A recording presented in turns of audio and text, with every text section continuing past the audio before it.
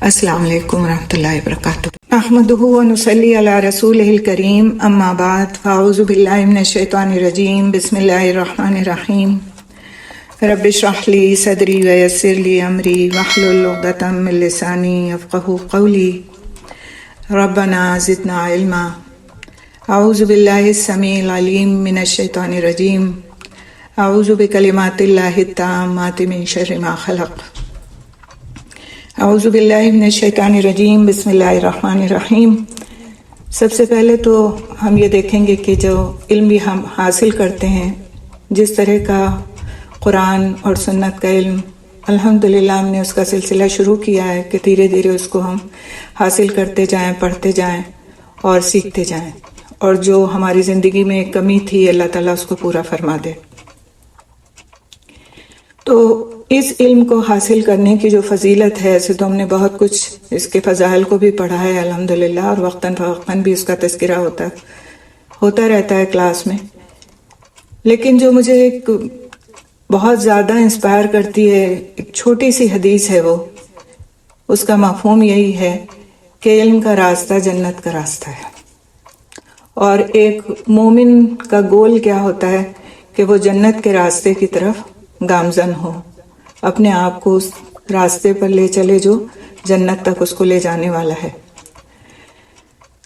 تو اس علم کا حاصل کرنا، ہو سکتا ہے بہت سارے لوگوں کو یہ لگا ہو کہ یہ کون سا ٹاپک ہے اور یہ کون سی بات ہے جو آج پڑھی جائے گی جو نئی ہے، تو سب ہم کو پتہ ہی ہے، لیکن ہوتا یہ کہ بعض وقت چیزیں ہم کو پتہ بھی ہوتی ہیں لیکن وہ ہمارے کہیں لاشعور میں، داتا شعور میں چلی جاتی ہیں اور ہم کو یاد نہیں رہتی، اور جب ہم اس کو پڑھتے ہیں اور ساتھ مل کے پڑھتے ہیں، جس کی ایک الگ ہی برکت ہے، تو پھر وہ چیزیں یاد آ جاتی ہیں اور عمل میں آنا شروع ہو جاتی ہیں۔ تو اللہ تعالیٰ سے اسی دعا کے ساتھ ہم شروعات کریں گے کہ اللہ تعالیٰ ہم کو اس بات کی توفیق عطا فرمائے کہ ہم جو کچھ پڑھنے جا رہے ہیں وہ ہمارے لیے علم نافع بن جائے، فائدہ مند علم بن جائے، اور پھر جس کو حاصل کرنے کے بعد ہم واقعی اس بات کے متحمل ہو سکیں کہ ہم شیطان کی چالوں کو سمجھ سکیں اور اس سے اپنے آپ کو بچا سکیں، اور نہ صرف یہ کہ اپنے آپ کو بلکہ اپنے ارد گرد کے لوگوں کو بھی، اپنی فیملیز کو بھی، اپنے فرینڈز کو بھی،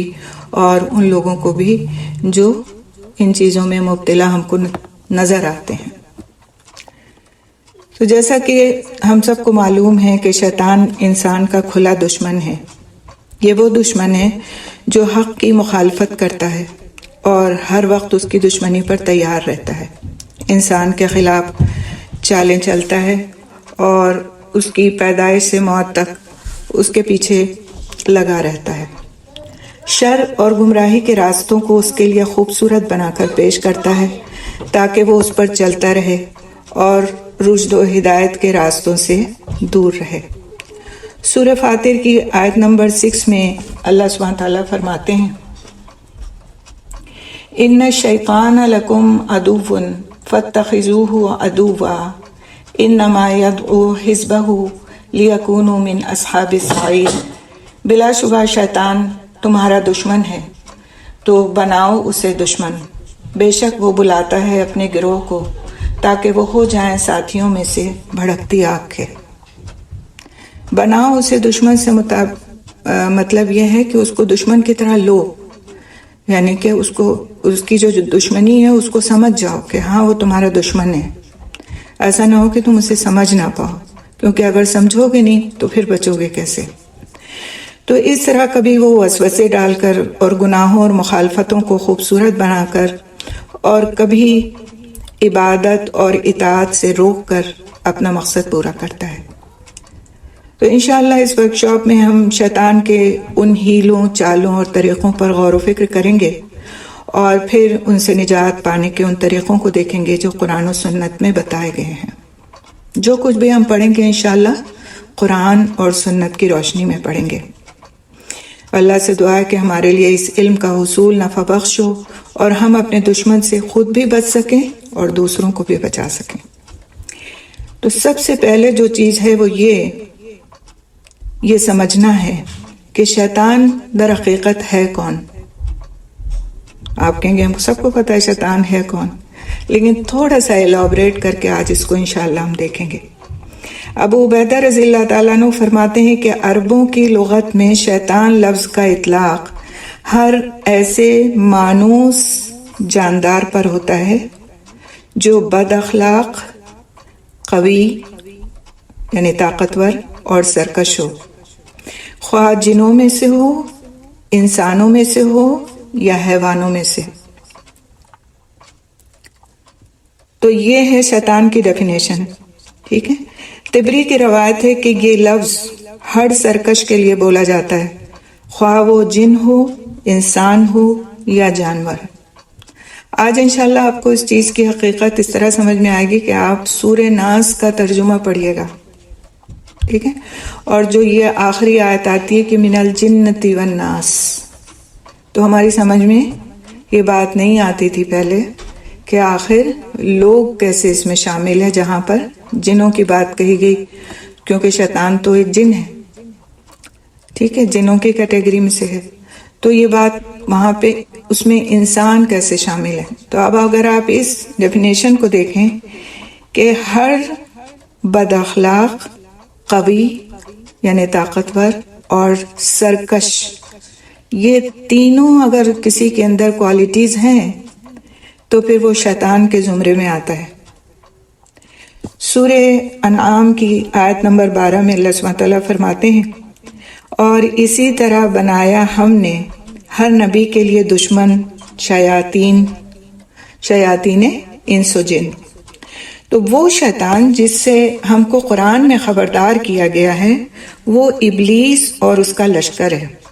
یہ وہ خبیث جن ہے جس کو اللہ نے آگ سے پیدا فرمایا، پھر اس نے نافرمانی اور کفر کیا اور اپنے خالق کے ساتھ سرکشی کی اور اللہ تعالیٰ کی لعنت کا مستحق ٹھہرا۔ تو ابلیس کے بارے میں قرآن حکیم میں ہم کو تفصیل سے بتایا گیا کہ کس طرح اس نے انسان کو بہکانے کی ابتدا کی اور کس طرح پھر وہ آج بھی اس کام میں پورے طور سے لگا ہوا ہے۔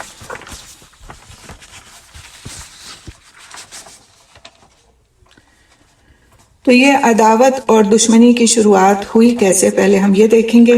حالانکہ یہ بات اور یہ قصہ آپ سب کو معلوم ہی ہے، اور جو لوگ قرآن پڑھتے ہیں انہوں نے پڑھا بھی ہوگا تفصیل کے ساتھ، لیکن چونکہ ہم ایک سلسلے وار ایک ٹاپک کو شروع کر رہے ہیں تو ہم وہ ساری چیزیں بھی دیکھیں گے جو ہم کو معلوم تو ہیں لیکن ان کا ایک سلسلہ کس طرح بنتا ہے۔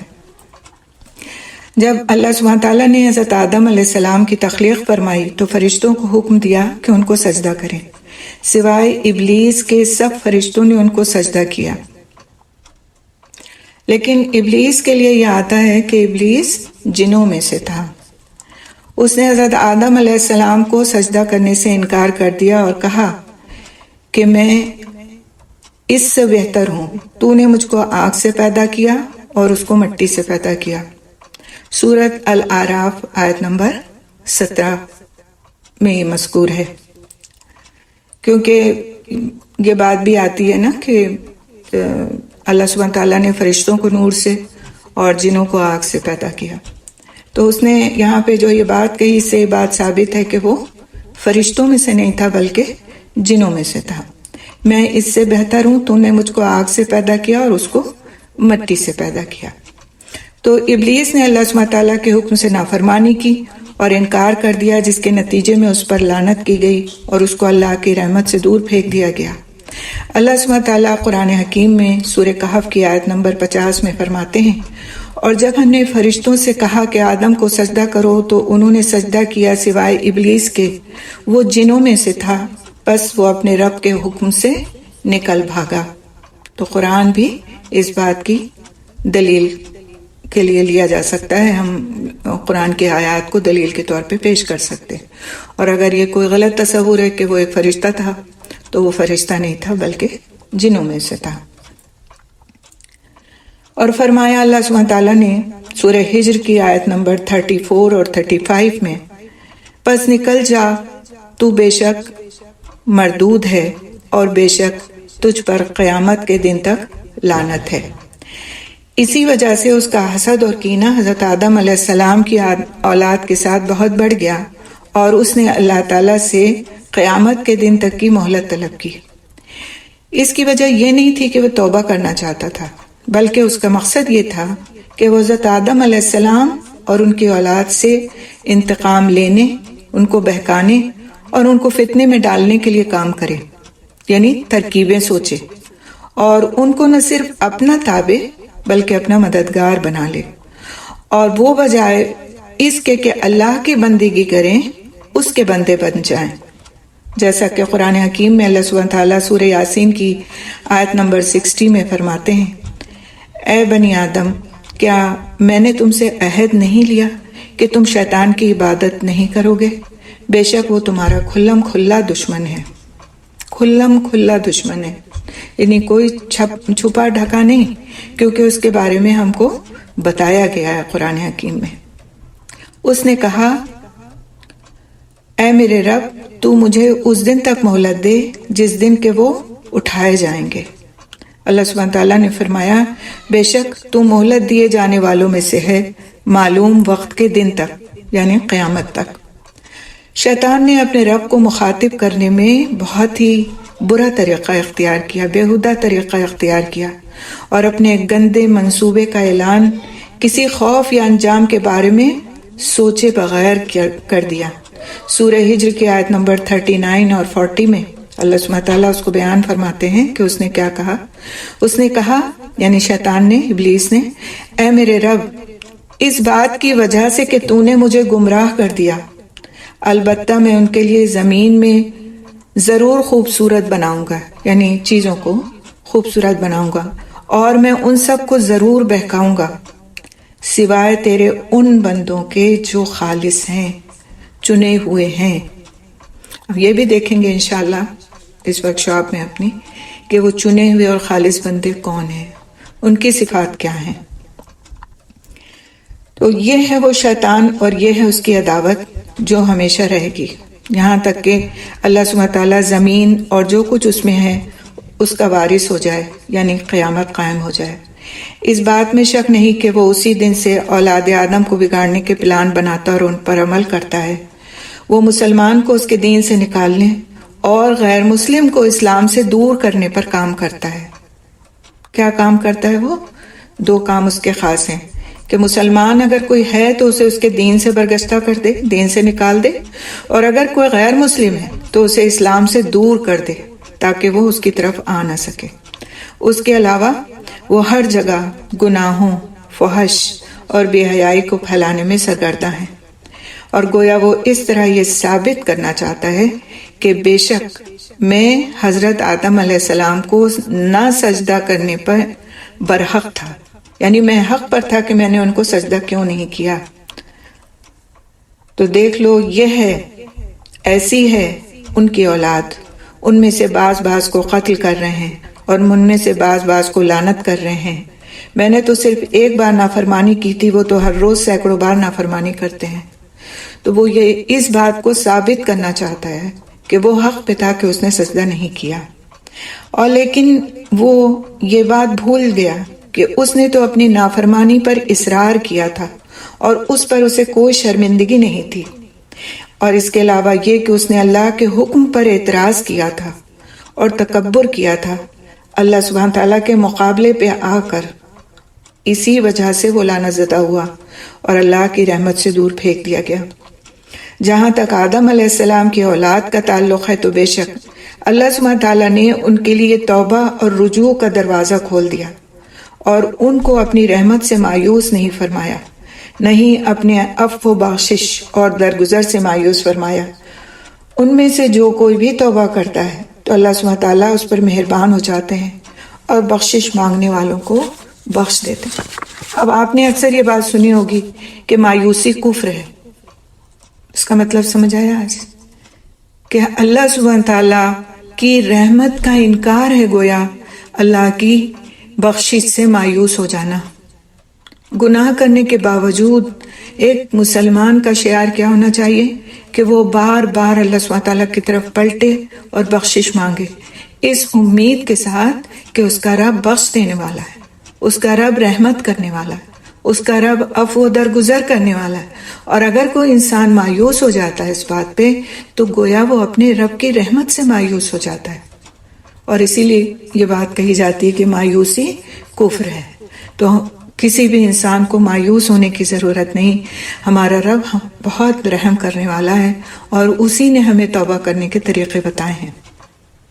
اللہ سبحانہ تعالیٰ قرآن حکیم میں سورۃ آل عمران کی آیت نمبر 135 میں فرماتے ہیں، وہ لوگ جب کبھی کوئی بے حیائی کا کام کر لیتے ہیں یا اپنی جانوں پر ظلم کر لیتے ہیں، یعنی کوئی گناہ کر لیتے ہیں، کوئی بھی ایسا کام جو نہیں کرنا چاہیے اسے کر لیتے ہیں، تو کیا کرتے ہیں؟ تو اللہ کو یاد کرنے لگتے ہیں، پھر اپنے گناہوں کی بخشش مانگتے ہیں، اور اللہ کے سوا گناہوں کو کون بخش سکتا ہے؟ اور وہ اپنے کیے پر اصرار نہیں کرتے اور وہ جانتے ہیں۔ یعنی یہ اللہ سبحانہ تعالیٰ اپنے ان بندوں کا تذکرہ کر رہا ہے جو اس سے امید رکھتے ہیں۔ اس کے علاوہ اللہ سبحانہ تعالیٰ سورہ زمر کی آیت نمبر 53 اور 54 میں فرماتے ہیں، کہہ دیجئے اے رسول صلی اللہ علیہ وسلم، اے میرے بندو جنہوں نے اپنی جانوں پر زیادتی کر لی ہے، یعنی گناہ کر لیے ہیں، اللہ کی رحمت سے مایوس مت ہو، بے شک اللہ سبحانہ تعالیٰ سارے گناہوں کو معاف فرما دیتا ہے، بے شک وہ غفور الرحیم ہے۔ اور پلٹ آؤ اپنے رب کی طرف اور اس کے لیے فرما بردار بن جاؤ، اس سے پہلے کہ تم پر عذاب آئے پھر نہ تم مدد دیے جاؤ۔ یعنی عذاب کے آنے سے پہلے پہلے تم پلٹ آؤ گے تو اللہ سبحانہ تعالیٰ کو بہت بخشنے والا اور بہت مہربان پاؤ گے اور گناہوں کو معاف کرنے والا پاؤ گے، اس لیے مایوسی کی تمہیں کوئی ضرورت نہیں۔ ابو سعید رضی اللہ تعالیٰ عنہ سے روایت ہے کہ نبی کریم صلی اللہ علیہ وسلم نے فرمایا، بے شک شیطان نے کہا، اور قسم ہے تیری عزت کی اے رب، میں ہمیشہ تیرے بندوں کو بہکاتا رہوں گا جب تک ان کی روحیں ان کے جسموں میں ہیں۔ تو اللہ سبحانہ تعالیٰ نے فرمایا، میرے عزت و جلال کی قسم، میں بھی انہیں ہمیشہ بخشتا رہوں گا جب تک وہ مجھ سے بخشش مانگیں گے۔ احمد و حاکم کی روایت میں سے ہے۔ تو اے میرے بھائی، اب یہ مصنف یہاں پر مخاطب ہو کر کے کہتے ہیں کہ اپنے آپ کو شیطان کے حوالے نہ کرو، کیونکہ اس کی اطاعت آگ کی طرف لے جاتی ہے، اور ایمان والوں میں سے ہو جاؤ، تم رضوان والی جنت کے ساتھ کامیاب ہو جاؤ گے، اپنے نبی صلی اللہ علیہ وسلم کی معیت میں۔ بہت سے لوگ سمجھتے ہیں کہ ان میں شیطان کے مقابلے کی طاقت نہیں، اور اگر ان کے اور شیطان کے درمیان مقابلہ ہوا تو یقیناً شیطان جیت جائے گا، کیونکہ وہ مضبوط ہونے کے ساتھ ساتھ برے اعمال کو خوبصورت بنا کر پیش کرنے پر بھی قدرت رکھتا ہے۔ حالانکہ حقیقت یہ ہے کہ اس کا عباد الرحمن پر کوئی زور نہیں چلتا، اللہ تعالیٰ کے بندوں پر کوئی زور نہیں چلتا۔ کون ہیں اللہ تعالیٰ کے بندے؟ ہم تو کہیں گے ہم سب اللہ کے بندے ہیں، لیکن اللہ کے بندوں کی جو خصوصیات ہیں، ان خصوصیات کے ساتھ اگر کوئی ہے تو شیطان کا اس پر کوئی زور نہیں چلتا۔ جب بندہ کتاب و سنت کو مضبوطی سے تھام لیتا ہے اور نبی صلی اللہ علیہ وسلم کے طریقے سے ہدایت حاصل کرتا ہے، نیز یہ کہ اللہ سے اپنی بساط بھر ڈرتا ہے، یعنی جتنا ڈر سکتا ہے اتنا ڈرتا ہے، تو بے شک شیطان اس پر قابو نہیں پا سکتا، اور نہ اس بات کی استطاعت رکھتا ہے کہ اس کو بہکا سکے، جیسا کہ اللہ سبحانہ تعالیٰ سورۃ اسراء کی آیت نمبر 65 میں فرماتے ہیں، بے شک میرے بندے تمہارا ان پر بس نہیں چلے گا۔ اسی طرح سورہ ہجر کی آیت نمبر 42 میں اللہ سبحانہ تعالیٰ فرماتے ہیں، بے شک میرے بندے نہیں تیرے لیے ان پر کوئی زور مگر وہ جو بہکے ہوئے لوگوں میں سے تیری پیروی کریں، یعنی جو میرے بندے ہیں، جو میری اطاعت کرنے والے ہیں، جو قرآن کو اور حدیث کو تھامنے والے ہیں، ان سے رہنمائی لینے والے ہیں، ان پر تیرا کوئی زور نہیں چلنے والا۔ ہاں وہ لوگ جو تیری پیروی کریں گے اور قرآن اور آخرت کے بارے میں شک میں مبتلا ہوں گے تو پھر ان کو تو بہکا سکے گا۔ اللہ سبحانہ تعالیٰ مزید فرماتے ہیں سورہ سبا کی آیت نمبر 21 میں، اور نہ تھا اس کے پاس ان کے خلاف کوئی زور مگر تاکہ ہم جان لیں کہ کون ہے جو آخرت پر ایمان لاتا ہے ان کے مقابلے میں جو اس کے بارے میں شک میں مبتلا ہیں۔ اور شیطان یہ بات خود بھی مانتا ہے کہ اس کے پاس اللہ کے مومن بندوں کو بہکانے کی قدرت نہیں ہے، اسی لیے اس نے ان لوگوں کو مستثنا کر دیا، الگ کر دیا ان لوگوں سے جن کے بارے میں اس نے فیصلہ کر لیا تھا کہ ان کو گمراہ کر دے گا۔ قرآن حکیم میں اللہ سبحانہ تعالیٰ سورہ ہجر کی آیت نمبر 39 اور 40 میں فرماتے ہیں، وہ بولا یعنی شیطان، وہ بولا میرے رب اس وجہ سے کہ تو نے مجھے بہکا دیا، میں البتہ ضرور زمین میں جو کچھ ہے اس کو ان کے لیے خوبصورت بنا دوں گا، اور البتہ میں ضرور ان سب کے سب کو بہکا دوں گا، مگر نہیں بہکا سکوں گا ان کو جو چنے ہوئے ہیں۔ اور چنے ہوئے بندے کون ہوتے ہیں؟ جن کو اللہ سبحانہ تعالیٰ اپنی کتاب اور اپنے نبی کی سنت کی پیروی کے لیے چن لیتا ہے، اور عنقریب وہ اپنے پیروکار کو قیامت کے دن واضح کر کے بتائے گا اور کہے گا، یعنی شیطان ان لوگوں کے بارے میں جو اس کی پیروی کرتے تھے، وہ کہے گا۔ قرآن حکیم میں اللہ سبحانہ تعالیٰ سورہ ابراہیم آیت نمبر 22 میں اس بات کا تذکرہ کرتے ہیں کہ شیطان کیا کہے گا؟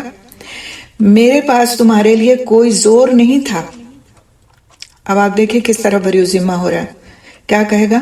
میرے پاس تمہارے لیے کوئی زور نہیں تھا سوائے اس کے کہ میں نے تم کو پکارا اور تم نے میری بات مان لی، بس مجھے ملامت مت کرو اور اپنے آپ کو ملامت کرو۔ یعنی جب قیامت کے دن شیطان کے پیروکار اس کو ملامت کریں گے، برا بھلا کہیں گے کہ تم نے ہم کو غلط راستے کی طرف بلایا اور ہم نے تمہارا کہنا مان لیا اور اس وجہ سے آج ہمارا یہ حشر ہو رہا ہے، تو وہ کیا کہے گا کہ میں نے تم کو پکارا اور تم نے میری بات مان لی، بس مجھے ملامت مت کرو اور اپنے آپ کو ملامت کرو۔ یعنی کیوں مانی تم نے میری بات؟ کیوں کمزوری دکھائی؟ کیوں تم نے قرآن و حدیث سے رہنمائی نہیں حاصل کی؟ کیوں چلنے دیا اپنا زور میرے اوپر؟ اسی لیے اللہ عز و جل نے شیطان کی کمزوری کے بارے میں خبردار کیا ہے اور اس کے ہیلوں کے حقیر ہونے کے بارے میں بتا دیا۔ چنانچہ اللہ سبحانہ تعالیٰ سورۃ نساء کی آیت نمبر 76 میں فرماتے ہیں، پس جنگ کرو شیطان کے دشمنوں سے، بے شک شیطان کی چال بہت کمزور ہے۔ یعنی وہ کوئی بھی چال چل لے، لیکن اگر بندہ اللہ تعالیٰ کے بتائے ہوئے راستوں پر چلتا رہے تو پھر اس کا زور ان پر نہیں چل سکتا۔ اگرچہ شیطان مومن کے مقابلے میں کمزور ہے، اب یہ بات بہت غور طلب ہے کہ کس کے مقابلے میں کمزور ہے اور کس کے مقابلے میں طاقتور ہے۔ اگرچہ شیطان مومن کے مقابلے میں کمزور ہے، مگر وہ غیر مومن کے مقابلے میں قوی ہے، کیونکہ غیر مومن وہ ہے جس نے خود اپنے خلاف شیطان کے لیے راستہ کھول دیا اور گناہوں اور مخالفتوں میں اس کے احکام کی پیروی کے ذریعے اس کی مدد کی، جیسا کہ اللہ سبحانہ تعالیٰ فرماتے ہیں سورہ نمل کی آیت نمبر 100 میں، بے شک اس کا زور ان لوگوں پر چلتا ہے جو اس سے دوستی کرتے ہیں اور وہ جو اس کے ساتھ شریک ٹھہراتے ہیں۔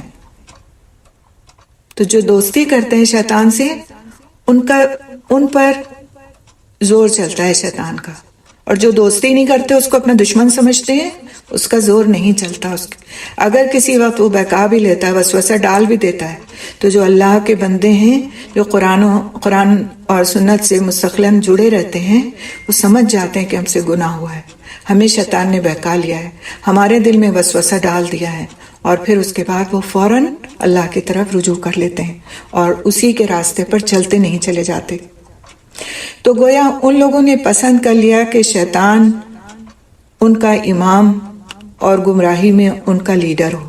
کن لوگوں نے؟ جو قرآن و سنت سے دور ہے، وہ اس کی پیروی کرتے ہیں اور اس کے احکامات لے کر پلٹتے ہیں، تو اللہ سبحانہ تعالیٰ اس کو یعنی شیطان کو بطور سزا ان کے اوپر مسلط کر دیتے ہیں۔ تو اللہ انسان پر شیطان کے لیے کوئی دلیل نہیں بناتا، یہاں تک کہ بندہ اس کی اطاعت اور اس کے ساتھ شرک کے ذریعے اس کے لیے راستہ بناتا ہے۔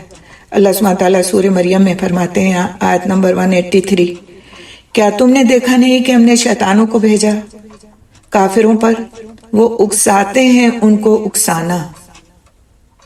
کس کو اکساتے ہیں؟ کافروں کو، جو انہیں تحریک دیتے ہیں اور ابھارتے ہیں کفر و شرک اور گناہوں پر۔ تو یہاں پر اتنی آیات میں جو ہم نے پڑھی ہیں اب تک کے، اس میں یہ بات سمجھ میں آئی ہوگی آپ کے کہ شیطان کا زور کس پر چلتا ہے اور کس پر نہیں چلتا۔ حالانکہ اللہ سبحانہ تعالیٰ سب لوگوں کو شیطان کی پیروی سے ڈرا چکے ہیں اور اس بات سے خبردار کر چکے ہیں کہ اس کا انجام بہت برا ہے، اور یہ بھی بیان فرما چکے ہیں کہ اس فساد اور گمراہی کے بارے میں جس کی شیطان دعوت دیتا ہے تاکہ جس کو ہلاک ہونا ہے وہ دلیل کے ساتھ ہلاک ہو، اور جس کو زندہ رہنا ہے وہ دلیل کے ساتھ زندہ رہے۔ اللہ سبحانہ تعالیٰ قرآن حکیم میں سورۃ البقرہ کی آیت نمبر 168 اور 69 میں فرماتے ہیں، ابھی ہم نے تھوڑے دن پہلے اس آیت کو پڑھا،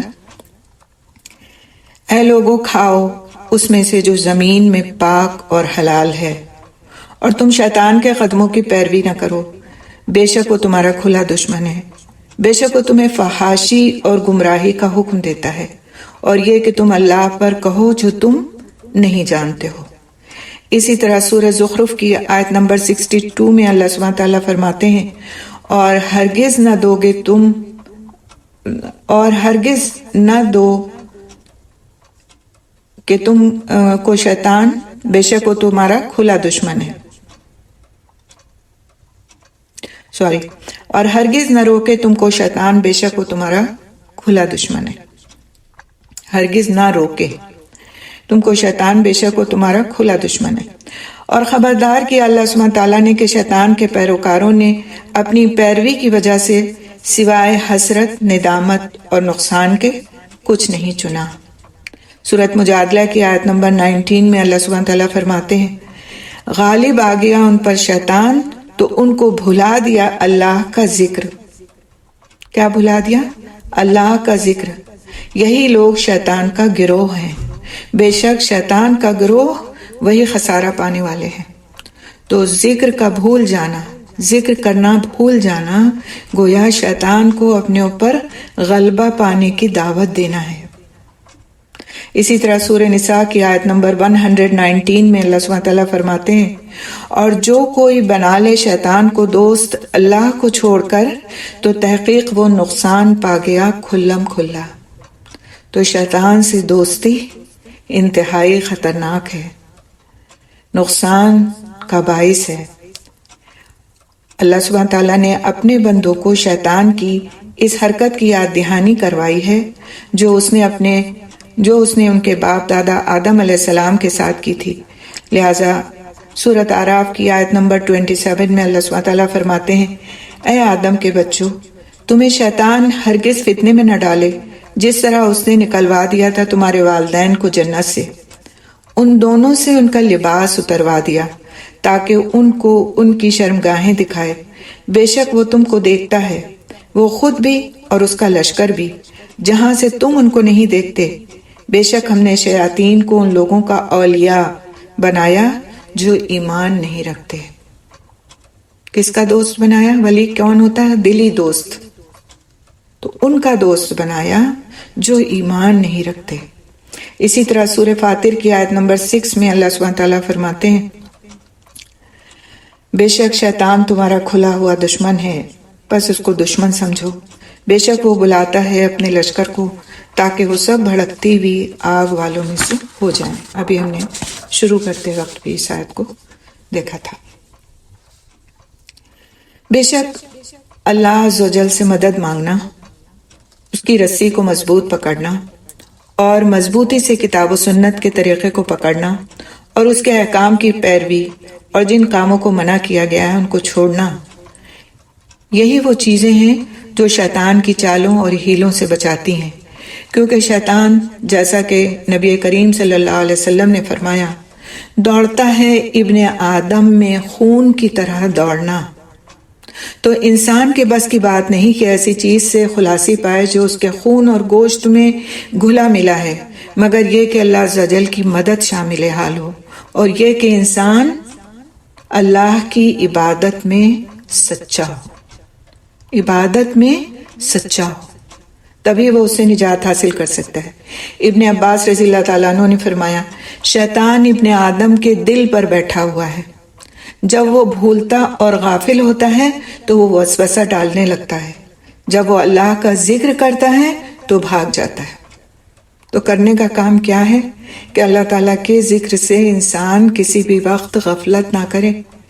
کوئی بھی بات کر رہا ہو، دنیاوی باتیں بھی کر رہا ہو اگر کسی سے، تو اس میں سبحان اللہ، الحمدللہ، انشاءاللہ، ماشاء اللہ، اللہ اکبر، یہ سب کلمات شامل رہیں ہمارے جملوں میں، بے تکے پن سے نہیں، تک سے، توفیق کے ساتھ، اچھی طرح سے۔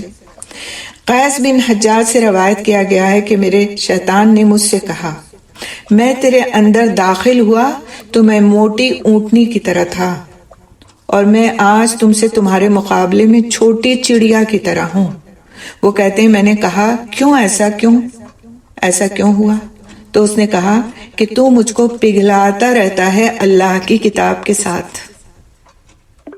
یعنی جن جو ہے وہ انسان کے جسم میں داخل ہو سکتا ہے اور بہت مضبوط اور قوی حیثیت میں داخل ہو سکتا ہے، اس کو یہ قدرت دی گئی کہ وہ ایسا کر سکتا ہے۔ اللہ کی مرضی ہے، اس میں ہمیں کیوں کہنے کی کوئی گنجائش نہیں ہے۔ کیوں، کیسے داخل ہو جاتا ہے، کب داخل ہو جاتا ہے، اور اس سے کیسے بچنا ہے، انشاءاللہ اس کو ہم اس ورکشاپ میں انشاءاللہ کور کریں گے ان ساری چیزوں کو۔ لیکن یہاں پر جو سمجھنے کی بات یہ ہے کہ انتہائی وہ قوی ہوتا ہے، لیکن وہ کیسے گھل جاتا ہے اور کیسے چھوٹا ہو جاتا ہے اور کیسے کمزور ہو جاتا ہے، وہ ہے ہتھیار کون سا؟ اللہ کی کتاب، جو اس کو پکڑتا ہے، اس کو تھامتا ہے، اس کو پڑھتا ہے، اس کا مستقل ورد رکھتا ہے اور اس سے کبھی غافل نہیں ہوتا، تو اس کے لیے پھر شیطان کمزور ہو جاتا ہے اور اس کو نقصان نہیں پہنچا سکتا۔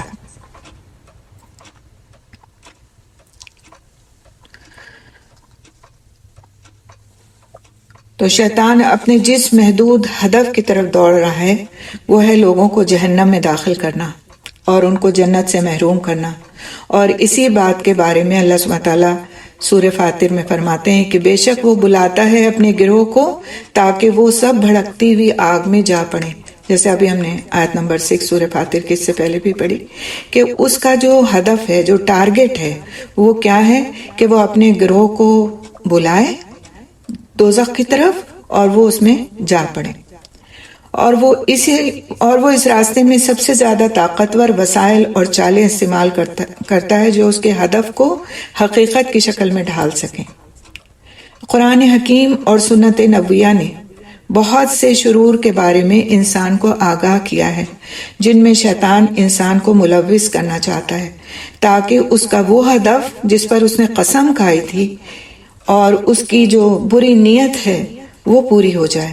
اور اس کا ہدف اور برا مقصد کیا ہے کہ انسان اپنے کفر کا اعلان کرے اللہ کے بارے میں اور مستحق ہو جائے جہنم کے دردناک عذاب کا۔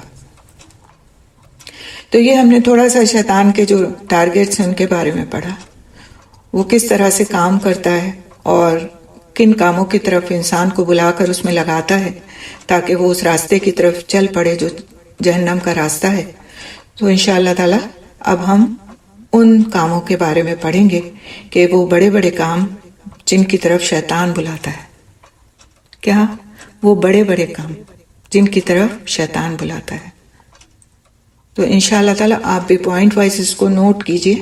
سب سے پہلا کام کیا ہے اس کا کہ شرک اور کفر کی دعوت، شرک اور کفر کی دعوت۔ سورہ حشر کی آیت نمبر 10 میں اللہ سبحانہ تعالیٰ فرماتے ہیں، مانند مثال شیطان کی جب وہ کہتا ہے انسان سے کفر کرو تو جب وہ کفر کر چکتا ہے کہتا ہے میں تو تم سے بریء ذمہ ہوں۔ یعنی شیطان مومن کو کفر کے راستے پر چلانے کے لیے تدریج کا طریقہ یا راستہ اختیار کرتا ہے۔ تدریج کا مطلب کیا ہے؟ Gradually, step by step. مثلا پہلے وہ کیا کام کرتا ہے؟ فضیلت والے کاموں کو چھوڑنے اور غیر اہم کاموں کے اہتمام کے لیے حکم دیتا ہے۔ اب کیسے کفر کراتا ہے، کیسے شرک کراتا ہے؟ اسٹیپ بائی اسٹیپ، یہ نہیں آ کے کہتا کفر کرو کفر کرو، ٹھیک ہے؟ اسٹیپ بائی اسٹیپ لے جاتا ہے انسان کو۔ کیسے؟ سب سے پہلے وہ کیا کرتا ہے کہ فضیلت والے کاموں کو چھوڑنے اور غیر اہم کاموں کے اہتمام کے لیے حکم دیتا ہے۔ فضیلت والے کام کیا کیا ہیں ہم سب کو پتہ ہے، ذکر کرنا، قرآن پڑھنا، قرآن کی محفلوں میں شامل ہونا، قرآن کے کلاسز اٹینڈ کرنا، اپنے علم کو اس کے مطابق ڈھالنا، رسول اکرم صلی اللہ علیہ وسلم کی احادیث کا علم حاصل کرنا، ان کی سنتوں کو اپنانا اور اللہ تعالیٰ کے بتائے ہوئے احکامات کی پابندی کرنا، ان کاموں کو کیا بتاتا ہے؟ غیر اہم۔ اسی لیے تو ہمارے پاس بعض وقت کام نیکی کا ہم دیکھ رہے ہوتے ہیں اپنے سامنے ہوتا ہوا، لیکن ٹائم نہیں ہوتا ہمارے پاس، کہتے ہیں پھر سن لیں گے، پھر بعد میں۔ تو کوئی بھی کام جو اہم ہوتا ہے اور اس کو ہم بعد کے لیے رکھ دیتے ہیں تو اس کا مطلب کیا ہے کہ وہ ہمارے لیے پھر اہم نہیں ہے، وہ بعد میں کرنا ہے نا ہم کو، اور پھر بعد میں بلوا دیتا ہے شیطان ہم سے اس کام کو کرنے کے لیے۔ اسی لیے میں آپ سے زور دیتی ہوں اس بات پہ کہ آپ کلاس کے ٹائم پہ اٹینڈ کر لیں، ورنہ نہیں ملے گا آپ کو ٹائم۔ زندگی کی جو مصروفیت یہ 1 گھنٹہ 1.5 گھنٹہ نہیں نکالنے دیتی، وہ مصروفیت پھر آگے جا کر نکالنے دے گی ٹائم؟ جب ابھی تو آپ ساتھیوں کے ساتھ جڑے بیٹھے ہیں، ابھی تو آپ کو فرشتوں نے گھیر رکھا ہے، ابھی تو آپ کو توفیق ملی ہوئی ہے نیک کاموں کی، اور جب یہ چھن جائے گی تو کیا پھر بعد میں موقع آئے گا کوئی؟ تو تدریج کا طریقہ وہ اختیار کرتا ہے کہ فضیلت والے کاموں کو چھوڑنے اور غیر اہم کاموں کے اہتمام کے لیے حکم دیتا ہے۔ ہم کیوں نہیں آتے کلاس کے ٹائم پہ؟ اس کا ریزن کیا ہوتا ہے؟ کیا کوئی بھی دوسرا کام قرآن کے پڑھنے سے اور سیکھنے سے زیادہ اہم ہو سکتا ہے؟ اور اگر ہے تو ہمیں اپنے ایمان کو چیک کرنے کی ضرورت ہے کہ آیا ہمارے دل میں ایمان ہے بھی کہ خالی ہے وہ؟ کوئی بھی کام نہیں ہو سکتا اس کام سے اہم۔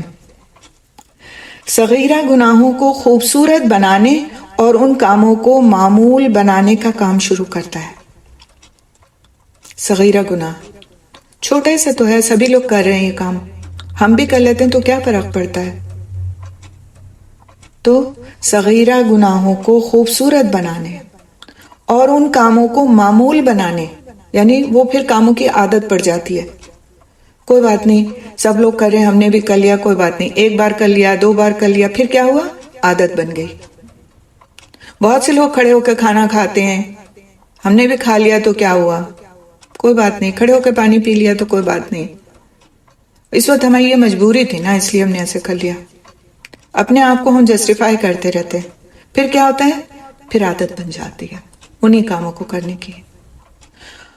اور وہ استطاعت رکھتا ہے، یعنی شیطان استطاعت رکھتا ہے کہ بندے کو صغیرہ گناہوں سے کبیرہ گناہوں میں گرا دے، اور جب انسان کبیرہ گناہوں میں پڑ جاتا ہے تو وہ کفر کے قریب ہو جاتا ہے، وہ کفر کے قریب ہو جاتا ہے۔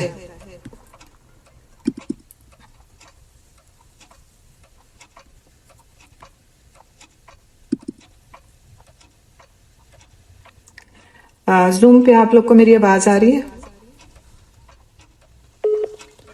زوم پہ آپ لوگ کو آواز آ رہی ہے میری؟ آواز آ رہی ہے؟ الحمدللہ، ٹھیک ہے۔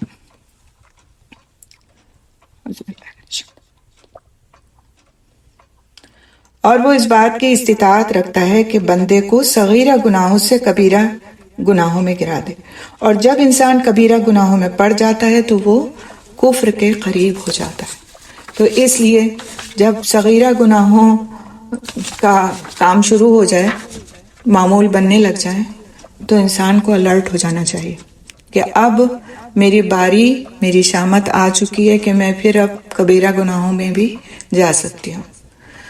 بعض وقت ہم ہیلے بہانے کرتے ہیں، پہلے تو کچھ ہیلے بہانوں سے بات کر لیتے ہیں، کہتے ہیں لوگوں کو کیا پتہ چلے گا، چلیں ہم نے ان کو ایسی بات کہی کہ ہم نے ان کو سچی بات تو نہیں بتائی، صحیح بات تو نہیں بتائی، لیکن ہم نے کوئی جھوٹ تو نہیں بولا نا، ہم نے ان کو اس طرح سے بات کہی کہ ان کو سمجھ نہیں آئی، ٹھیک ہے، 1 بار 2 بار 3 بار، اس کے بعد پھر کیا ہوتا ہے کہ ایک دن ہم جھوٹ بھی بول بیٹھتے ہیں۔ کسی وقت ہم نے کسی بات کو کسی سے کہہ دیا، چغلی کی، 1 بار 2 بار 3 بار، اس کے بعد کیا ہوتا ہے کہ وہ چغلی ہماری عادت بن جاتی، غیبت تک بات پھر چلی جاتی، کبیرہ گناہ، پھر غیبت سے اور اوپر بہتان تک چلی جاتی، اور بڑا کبیرہ گناہ۔ تو شیطان کا کام کیا ہے؟ پہلے چھوٹی چیزوں پہ چلاتا ہے، وہ اس کی عادت ڈالتا ہے چھوٹے گناہوں پہ، پھر بڑے گناہوں میں انسان ان کو بھی بڑا نہیں سمجھتا، اس میں پڑ جاتا ہے اور پھر حتیٰ کہ کفر تک میں مبتلا ہو جاتا ہے۔ نبی صلی اللہ علیہ وسلم کی حدیث ہے کہ اللہ سبحانہ تعالیٰ نے فرمایا، حدیث قدسی ہے، میں نے پیدا کیا اپنے سب بندوں کو یکسو، اور بے شک وہ آئے ان کے پاس شیطان تو پھیر دیا ان کو ان کے دین سے، اور حرام کر دیا ان پر جو میں نے ان کے لیے حلال کر دیا تھا، اور اس نے ان کو حکم دیا کہ وہ شریک ٹھہرائیں میرے ساتھ جس کی میں نے ان کے لیے کوئی دلیل نہیں اتاری۔ مسلم کی روایت ہے، یعنی حرام کو حلال، حلال کو حرام، یہ اپنی مرضی سے انہوں نے کر لیا اور اللہ سبحانہ تعالیٰ کے ساتھ شریک ٹھہرائے۔ تو یہ سارے کام جب اس نے کیے تو سبحان اللہ کیے تو اس کے کہنے پر، لیکن نقصان کہاں پہ ہوا؟ ان کا اپنا خود کا، کہ وہ شرک اور کفر کے راستے پر چل پڑے۔ دوسرا پوائنٹ یہ ہے کہ کیا کام اور وہ کرتا ہے؟ شک میں ڈالنا دین کے بنیادی اصولوں میں، یعنی جو دین کے بنیادی اصول ہیں ان کے بارے میں یقین نہیں پختہ ہونے دیتا، ان کے بارے میں انسان کے اندر شک ڈال دیتا ہے۔ حضرت ابو ہریرہ رضی اللہ تعالیٰ عنہ سے روایت ہے کہ نبی کریم صلی اللہ علیہ وسلم نے فرمایا، شیطان تم میں سے کسی کے پاس آتا ہے۔ اب غور کیجئے، اکثر لوگ کہتے ہیں نا ہم کو وسوسے آتے ہیں، آپ غور کیجئے اس حدیث پر، سبحان اللہ بہت کلیئر ہے یہ۔ شیطان تم میں سے کسی کے پاس آتا ہے، پھر کہتا ہے یہ کس نے پیدا کیا؟ اس کو کس نے پیدا کیا؟ یہاں تک کہ وہ کہتا ہے کہ تیرے رب کو کس نے پیدا کیا؟ استغفر اللہ۔ پھر جب انسان اس بات تک پہنچے تو اللہ کی ہی پناہ لے اور وہیں رک جائے۔ متفق علیہ، یہ بخاری اور مسلم دونوں کی روایت ہے۔ تو بس شیطان کے شک میں ڈالنے کا علاج انسان کے اس عقیدے میں پوشیدہ ہے کہ وہ اللہ عز و جل کی پناہ طلب کرے اور شیطان سے بچنے کے لیے اس کی یعنی اللہ سبحانہ تعالیٰ کی پناہ میں خود کو دے، اور ان وسوسوں اور شبہات کے معاملے میں لاپرواہی والا رویہ اختیار نہ کرے، کہ ہمارے دل میں اگر یہ خیالات اس طرح کے پیدا ہو رہے ہیں تو ہمیں کیئرفل ہو جانا چاہیے کہ ہماری شامت آ چکی ہے، شیطان ہم پہ حاوی ہو چکا ہے، اسی لیے ہم کو اس طرح کے وسوسے آ رہے ہیں۔ اس چیز کو کس نے پیدا کیا، اس چیز کو کس نے پیدا کیا، اور پھر حتیٰ کہ بات کہاں تک پہنچ گئی۔ اب آج دیکھیں آپ، جو ایتھیسٹ لوگ ہو جاتے ہیں، یعنی جو کسی چیز کو نہیں مانتے کہ بس سب کچھ خود ہو گیا دنیا میں اور کوئی نہیں ہے کہ جس نے کوئی چیز پیدا کی ہو، یہ کون سا وسوسہ ہے؟ اس میں آج ہمارے اپنے مسلمان بچے مبتلا ہوتے چلے جا رہے ہیں۔ تو یہ عقیدے کی خرابی، عقیدے میں شک ڈالنا کہ یہ کام یہ کیوں بتایا گیا، جو لاجک کا تلاش کرنا ہے نا آج ہماری نئی نسل میں، ان کو کوئی بات بتاؤ وہ اس میں لاجک تلاش کرتے ہیں، تو یہ ایسا کیوں ہے؟ ٹھیک ہے کچھ چیزوں میں آپ علم حاصل کرنے کے لیے کیوں کا سوال کرتے ہیں، لیکن کچھ چیزوں میں بالکل وہ سوال بے فائدہ ہوتا ہے، ہم کو ویسے کا ویسے ہی لے لینا ہے جس طرح سے ہم کو قرآن میں بتا دیا گیا، اس میں ہمیں کیوں نہیں کرنا۔ جیسے مثال کے طور پر اللہ سبحانہ تعالیٰ مستوی ہے عرش پر، اب وہ مستوی کا جو لفظ قرآن میں آتا ہے، استوا کا لفظ، تو بس اس کو ایز اٹ از لے لینا، اس کے بارے میں ہم کوئی نہیں پوچھنا کہ بیٹھا ہوا ہے اللہ سبحانہ تعالیٰ اپنے عرش پر، یا کھڑا ہوا ہے اپنے عرش پر، یا کس پوزیشن میں ہے، اس میں ہمیں کھوج بھی نہیں کرنی، کوئی کسی قسم کا شک نہیں لانا، مستوی ہے مستوی ہے، مستوی کا کوئی ٹرانسلیشن کسی زبان میں نہیں کیا گیا۔ اور یہاں تک کہ ہے کہ روایات میں صحابہ کرام فرماتے ہیں کہ اگر اس پوزیشن کو کوئی کھوجنے کی کوشش کرتا ہے تو گویا وہ اللہ سبحانہ تعالیٰ کی ذات کے ساتھ شرک کرتا ہے۔ یعنی ہم کس طرح شرک کر رہے ہیں کہ ہم اس کو اس طرح دیکھنا چاہتے ہیں گویا کہ وہ ہماری طرح کھڑا اور بیٹھا ہوتا ہے، جبکہ اللہ سبحانہ تعالیٰ کی ذات ہر چیز سے بڑھ کر عظمت والی ہے، وہ کس طرح اپنے عرش پر مستوی ہے ہم اس کا گمان نہیں کر سکتے، اور اس میں ہمیں شک میں نہیں پڑنا چاہیے، ان باتوں کے لیے ہمارے دل میں شک نہیں آنا چاہیے، جو ہم سے کہہ دیا گیا سو ہمیں اسی طرح ایکسیپٹ کر لینا ہے، کیونکہ اس طرح کا شک ڈالنا اگر ہمارے دل میں آتے ہیں تو سوچ لینا چاہیے کہ یہ شیطان کی طرف سے تو اگر اس طرح کی باتیں ہوتی ہیں، اس طرح کے وسوسے آتے ہیں، تو انسان کو لاپرواہی کا رویہ اختیار نہیں کرنا کہ آ رہے ہیں تو کیا ہوا، کچھ نہیں ہوتا، خیالی تو ہے نا، میں کوئی کچھ کر تھوڑی رہی ہوں، نہ میں زبان سے کہہ رہی ہوں، نہ میں کہیں کوئی لکھ رہی ہوں، نہ کسی کو بتا رہی ہوں، میرے دلی کا تو یہ خیال ہے نا، میرے ہی تک تو محدود ہے، کسی کو کیا خبر۔ نہیں، آپ کا اپنا دل پولیوٹ ہو رہا ہے، خراب ہو رہا ہے اس کی وجہ سے، اور شیطان اپنے وار پہ وار کر رہا ہے۔ تو پھر کرنا کیا ہے کہ اللہ کی پناہ طلب کرنا ہے، کثرت سے اعوذ باللہ من الشیطان الرجیم، لا حول ولا قوت الا باللہ العلی العظیم، اس کو اپنا ورد بنا لینا۔ نہ پوچھیں کسی سے کہ 100 بار پڑھنا ہے کہ 500 کہ 1000 بار پڑھنا ہے، اٹھتے بیٹھتے چلتے پھرتے پڑھنا، جب خیال آ جائے جب پڑھنا ہے، ٹھیک ہے؟ اور ہم کو خود پتا ہے وہ خیال ہمارے دل میں آ رہا ہے۔ کوئی بھی بیماری جب تک کہ ہم اس کا علاج نہیں چھوڑتے، جب تک وہ بیماری ختم نہیں ہو جاتی جڑ سے۔ دوا علاج کرتے ہیں، نئی دوا سے فائدہ ہوتا ہے تو آپریشن بھی کرا لیتے ہیں۔ تو یہ جب بیماری دل کے اندر وسوسوں کی پیدا ہو جائے نا، اس کے لیے اسی طرح کیئرفل ہو جائیں جس طرح ہم اپنی جسمانی بیماری کے لیے کیئرفل ہو جاتے ہیں۔ تب ہم اس وسوسے کو جڑ سے اکھاڑ پائیں گے۔ جتنا جتنا وسوسہ جڑ پکڑتا جائے، اتنا اتنا ڈوز میں اضافہ کرتے جائیں، اتنا اتنا بڑھاتے جائیں ڈوز، اور پڑھتے جائیں اور پڑھتے جائیں، حتیٰ کہ آپ کا دل سکون اور اطمینان محسوس کرنے لگے کہ وہ وسوسہ آپ دل میں نہیں آتا۔ تیسرا پوائنٹ ہے اللہ کی اطاعت سے روکنا۔ حضرت جابر رضی اللہ تعالیٰ عنہ سے روایت ہے کہ رسول اکرم صلی اللہ علیہ وسلم نے فرمایا، بے شک شیطان آدم کے راستوں پر بیٹھ جاتا ہے۔ کیا کرتا ہے؟ آدم کے راستوں پر بیٹھ جاتا ہے، پھر کہتا ہے تم اسلام لے آئے ہو اور چھوڑ دو گے اپنے دین کو، یعنی تم تو اسلام لے آئے ہو، مسلمان ہو گئے ہو، تو کیا اپنے دین کو چھوڑ دو گے اور اپنے آبا و اجداد کے دین کو؟ بس انسان اس کی نافرمانی کرتا ہے اور اسلام لے آتا ہے، یعنی مسلمان ہوتا ہے، ہو جاتا ہے، پھر وہ اس کے لیے بیٹھ جاتا ہے ہجرت کے راستے میں۔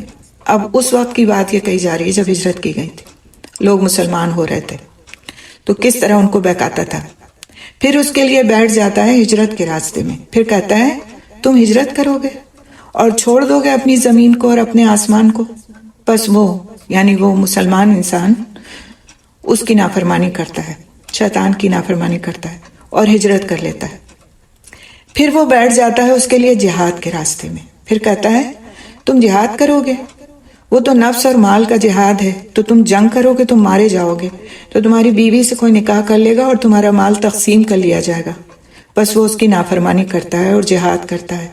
تو جو کوئی ایسا کر لے تو اللہ کا ذمہ ہے کہ اس کو جنت میں داخل کرے، اور جو مارا جائے اللہ پر حق ہے کہ اس کو جنت میں داخل کرے، یعنی جو شہید ہو جائے، اور اگر وہ غرق ہو جائے تو اللہ پر حق ہے کہ اس کو جنت میں داخل کرے، یعنی اگر کوئی پانی میں ڈوب کر مر جائے، اور اگر اس کو اس کی سواری مارے یعنی گرا دے تو اللہ پر حق ہے کہ وہ اس کو جنت میں داخل کرے۔ تو یہ احمد اور البانی سے صحت کے ساتھ یہ حدیث روایت کی گئی ہے۔ تو یہ اس دور کی باتیں اس کے اندر ہیں۔ آپ کو لگے گا آج تو ہم مسلمان ہیں اور آج تو ہمیں کوئی ایسا خطرہ نہیں، ہم تو مسلمان گھرانے میں پیدا ہوئے ہیں اور نہ ہمیں ہجرت کی کوئی ہمارے لیے بات آتی ہے اور نہ ہمارے لیے کوئی جہاد کی بات آتی ہے۔ تو یہ بات اس دور کے لوگوں کے لیے، اس میں بالکل لفظی اگر ترجمہ ہم دیکھیں تو اسی دور کے لوگوں کے لیے، لیکن اس میں ہمارے لیے بھی بہت سبق ہے۔ بعض وقت کیا آتا ہے دماغ میں کہ ہم مسلمان ہیں تبھی ہمارے اوپر اتنی ساری پابندیاں لگی ہوئی ہیں کہ ہم حجاب بھی پہنیں تو ہم نقاب بھی کریں، تو ہم یہ حلال چھوڑیں تو ہم وہ حلال کھائیں تو حرام چھوڑیں، تو اس میں یہ مشکل ہے اور وہ مشکل ہے اور وہ مشکل ہے۔ آتا ہے نا دل میں، اپنے مسلمان ہونے پر دل تنگ پڑنے لگتا ہے۔ اگر دل میں ایمان پوری طرح جمع ہوا نہیں ہے تو بسا اوقات دل تنگ پڑنے لگتا ہے کہ سب کچھ ہمارے لیے مشکلیں ہیں، یہاں پر مسلمان ہی مارے جا رہے ہیں دنیا میں، ہے نا، دل پر تنگ پڑنے لگتا ہے۔ تو شیطان کیا سمجھاتا ہے نا کہ تم مسلمان ہو گئے ہو نا، اس لیے تمہارے ساتھ ایسا ہو رہا ہے۔ اگر تم بھی اور لوگوں کی طرح رہ رہے ہوتے تو تم بھی عیش کر رہے ہوتے. اسی طرح ہجرت وہ ہجرت اس وقت تھی کہ جب مکہ کو چھوڑ کر لوگ مدینے آئے تھے. آپ صلی اللہ علیہ وسلم کی پیروی میں، اتباع میں، آپ صلی اللہ علیہ وسلم کو فالو کرتے ہوئے مدینے آئے تھے. وہ ایک ہجرت تھی. اس کے علاوہ ہجرت کا جو میننگ ہے وہ بڑا وسیع ہے. ہجرت کا مطلب ہے چھوڑ دینا، کسی بھی گناہ کے کام کو چھوڑ دینا اور نیکی کے کام کی طرف آ جانا. یہ بھی ہجرت کی ایک قسم ہے. اور یہ ہجرت ہم ہر دن کر سکتے ہیں، ہر دن، کہ ہم اپنی برائیوں کو چھوڑتے جائیں اور نیکی کے کاموں کی طرف رغبت کرتے جائیں. اور اس میں آپ دیکھیں شیطان کتنا بہکاتا ہے. اس چیز میں تو اتنا مزہ آتا تھا. یوں ہم دیکھتے تھے بیٹھ کر کے فلمیں ساتھ میں، اور یوں سارے اکٹھا ہوتے تھے اور یوں ہلا گلا کرتے تھے. اور اب جب سے ہم یہ پڑھنے لگ گئے تب سے سب کچھ چھوٹ گیا ہم سے. اور کیا ہم ایسے ہی رہ جائیں گے؟ بالکل کچھ بھی ہمارے لیے کوئی انٹرٹینمنٹ نہیں ہوگا. تو تھوڑا سا کر لیتے ہیں، کسی کو کیا پتہ چلے گا، چپ چاپ خاموشی کے ساتھ. ہوتا ہے نا ایسا، دل کے اندر خیال آتے ہیں. ہم سارے انسان ہیں، ہمارے ساتھ لگا ہوا ہے شیطان. لیکن بچ کون جاتا ہے؟ جو اسی وقت اللہ کی پناہ لے لیتا ہے اور ان خیالوں کو جھٹک دیتا ہے. تو آج بھی ہجرت موجود ہے. اسی طرح آج بھی ہمارا جہاد کیا ہے؟ ہمارا جہاد کیا ہے کہ ہم اللہ تعالیٰ کی فرما برداری کو، کاموں کو کرنے کے لیے اٹ موسٹ کوشش کریں. اٹ موسٹ، معمولی درجے میں نہیں. جہاد صرف اٹھ کر کے کھڑے ہو جانے کا نام نہیں ہے کہ جو ہے ہم کوئی بھی کام، مثال کے طور پر ہم کھڑے ہوئے تھے، کھڑے ہو کے ہم پانی پی رہے تھے تو ہم بیٹھ گئے پینے کے لیے. یہ جہاد نہیں ہے. جہاد ہے اٹ موسٹ کوشش. کسی کام کو کرنے کا ہمارا دل ہی نہیں چاہتا اور وہ نیکی کا کام ہے. کسی طرح رغبت ہی نہیں ہوتی اور وہ نیکی کا کام ہے. ہمیں پتہ ہے وہ نیکی کا کام ہے لیکن نہیں رغبت ہوتی. ہمارا دل اس وقت سونے کو چاہتا ہے جب نماز کا وقت ہوتا ہے. ہمارا دل نہیں چاہتا کہ ہم رمضان میں روزے رکھیں. تصور کریں پیسے رکھے ہوئے ہیں لیکن جوڑ کر کے اس کو زکوٰۃ کیسے نکالنی ہے وہ نہ ہمیں معلوم ہے، نہ ہمیں سیکھنا ہے.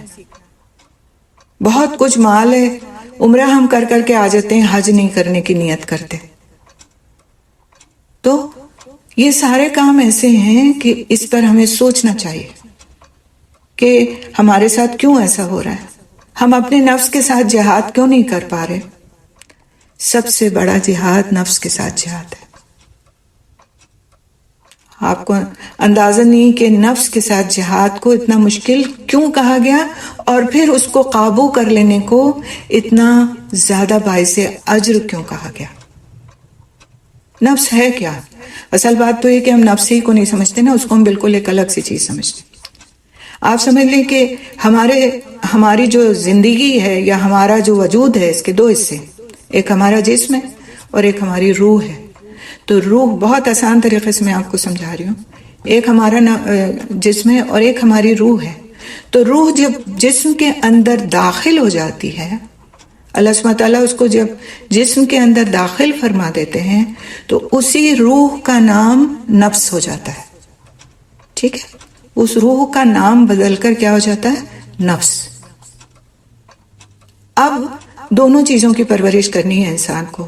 اپنے جسم کی پرورش وہ کرتا ہے، اس کو بیماریوں سے بچا کے، اس کو کھلا کے پلا کے طاقت دے کے، اور اپنی روح کی وہ پرورش کرتا ہے اس پر کنٹرول کر کے، اس کو اپنا تابع بنا کر.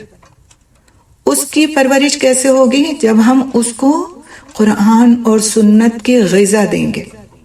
اگر یہ غذا ہم نہیں دیتے تو ہم اپنی روح کو، اپنے نفس کو کمزور کر رہے ہیں. اور جب ہم اپنی روح کو، اپنے نفس کو کمزور کر دیتے ہیں تو شیطان کا غلبہ اس پر بہت آسان ہو جاتا ہے. اس غلبے سے اگر بچانا ہے اپنے نفس کو تو اس کو مضبوط کرنا ہوگا اور اس کو اس لائق کرنا ہوگا کہ اس میں صحیح اور غلط کی تمیز باقی رہے. ادھر غلطی ہوئی، ادھر احساس ہو گیا کہ ہو گئی غلطی، معافی مانگتے ہیں، توبہ کرتے ہیں، اللہ کی طرف پلٹتے ہیں، اب آئندہ نہیں کرنا یہ غلطی. نماز میں دیر ہو گئی آج، انشاءاللہ اگلی نماز بالکل اذان کے ہوتے ہوئے کھڑے ہم ہو جائیں گے. فوراً توبہ، فوراً ریپینٹنس. اور اللہ سبحانہ تعالیٰ کو یہ بہت محبوب ہے کہ اس کا بندہ اپنے گناہوں کا احساس کر کے پلٹ آئے اور اس سے معافی کا خواستگار ہو جائے. آپ دیکھیں آپ کے بچوں میں اگر کوئی غلطی کرتا ہے، ایک بچہ ہے وہ غلطی کرتا ہے اور وہ آ جاتا ہے آپ کے پاس دوسرے لمحے کہ پلیز مجھے معاف کر دیں، سوری مجھ سے غلطی ہوئی، میں آئندہ ایسا نہیں کروں. آپ کی کتنی محبت اور شفقت امنڈ کی آ جاتی ہے اس کے لیے دل میں کہ دیکھو اس سے ہو گئی غلطی لیکن اس کو احساس ہے اپنی غلطی کا. ایک دوسرا بچہ وہ اڑا رہتا ہے، نہیں ہوئی مجھ سے ماما، یہ غلطی نہیں ہوئی، یہ کوئی غلط نہیں ہے، یہ آج سب لوگ کرتے ہیں ایسے، اگر میں نے کر لیا تو کچھ غلط نہیں کیا. آپ کا کیا رویہ ہوتا ہے؟ دکھ آ جاتا ہے آپ کے دل کے اندر. اور پھر ایک وقت ایسا آتا ہے کہ وہ آپ اسے اس سرکش بچوں میں شمار کرتے ہیں کہ بہت سرکش ہے، یہ تو کسی صورت قابو نہیں آتا. تو یہ ہم اپنی روزمرہ کی زندگی میں اس چیز کو دیکھ سکتے ہیں. تو نفس سے جہاد ایک بہت بڑا مسئلہ ہے، اور اس مسئلے کو کس طرح حل کیا جا سکتا ہے انشاءاللہ تعالی جب ہم شیطان کے ہیلوں کو سے نمٹنے کے ذرائع کو دیکھیں گے تو انشاءاللہ تعالی پھر ہم اس میں اس کو پڑھیں گے، لیکن ساتھ ساتھ جو ہم پڑھتے جا رہے ہیں اس پہ بھی غور کرتے جائیں انشاءاللہ تعالی. بیچ میں ایک دفعہ میں آپ لوگوں سے پوچھ لوں کہ آپ لوگوں کو آواز صحیح آ رہی ہے؟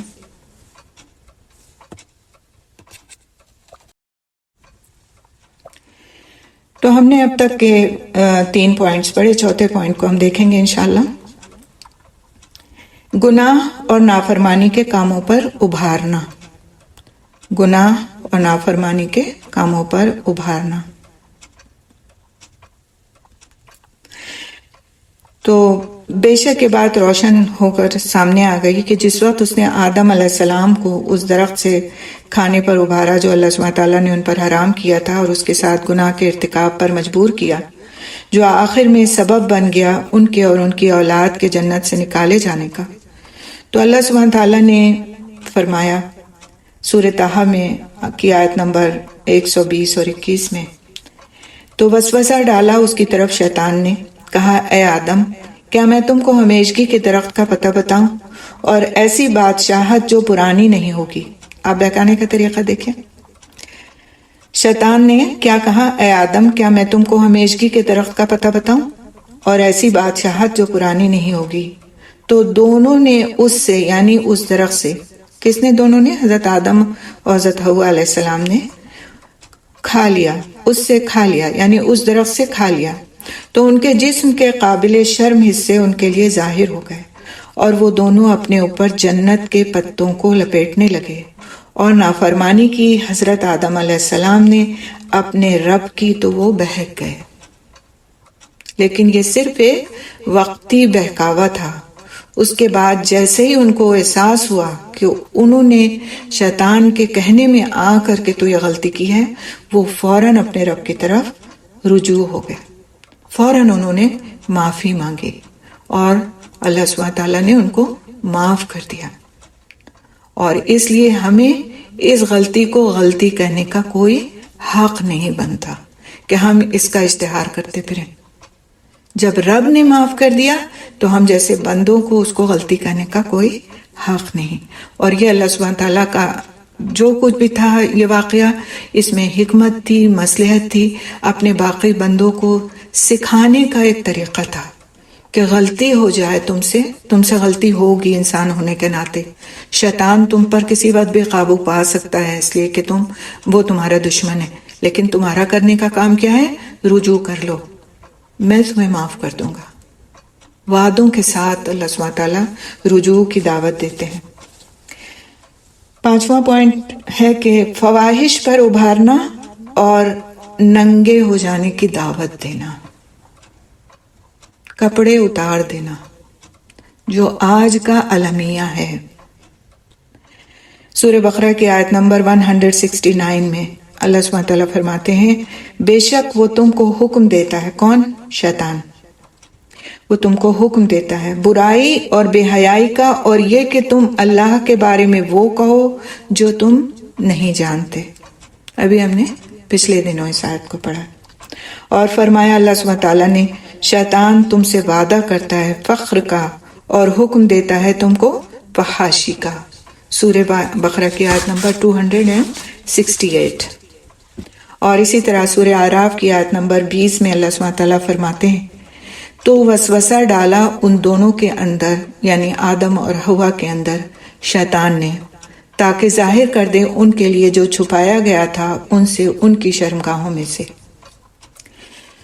تو شیطان کا ایک یہ بہت بڑا حربہ ہے کہ انسان کے سامنے اس کے ان حصوں کو ظاہر کر دے جو قابل شرم حصے ہیں، جن کو اللہ سبحانہ تعالیٰ نے چھپانے کا حکم دیا ہے۔ آج کا لباس اگر آج آپ غور کریں تو لباس کے نام پر برائے نام سا کچھ انسان نے پہن رکھا ہوتا ہے، اسپیشلی خواتین نے۔ یا تو لباس اتنا چست ہوتا ہے کہ جسم جھلک رہا ہوتا ہے، یا لباس اتنا باریک ہوتا ہے کہ اس سے جسم کی رنگت جھلک رہی ہوتی ہے، اور یا پھر اسی طرح کا کچھ اور اسٹائل ہوتا ہے کہ جو بجائے چھپانے کے انسان کو ظاہر کر رہا ہوتا ہے۔ جبکہ لباس اللہ سبحانہ تعالیٰ نے کس لیے بنایا؟ کہ وہ انسان کو چھپائے بجائے اس کے کہ اس کو ظاہر کرے۔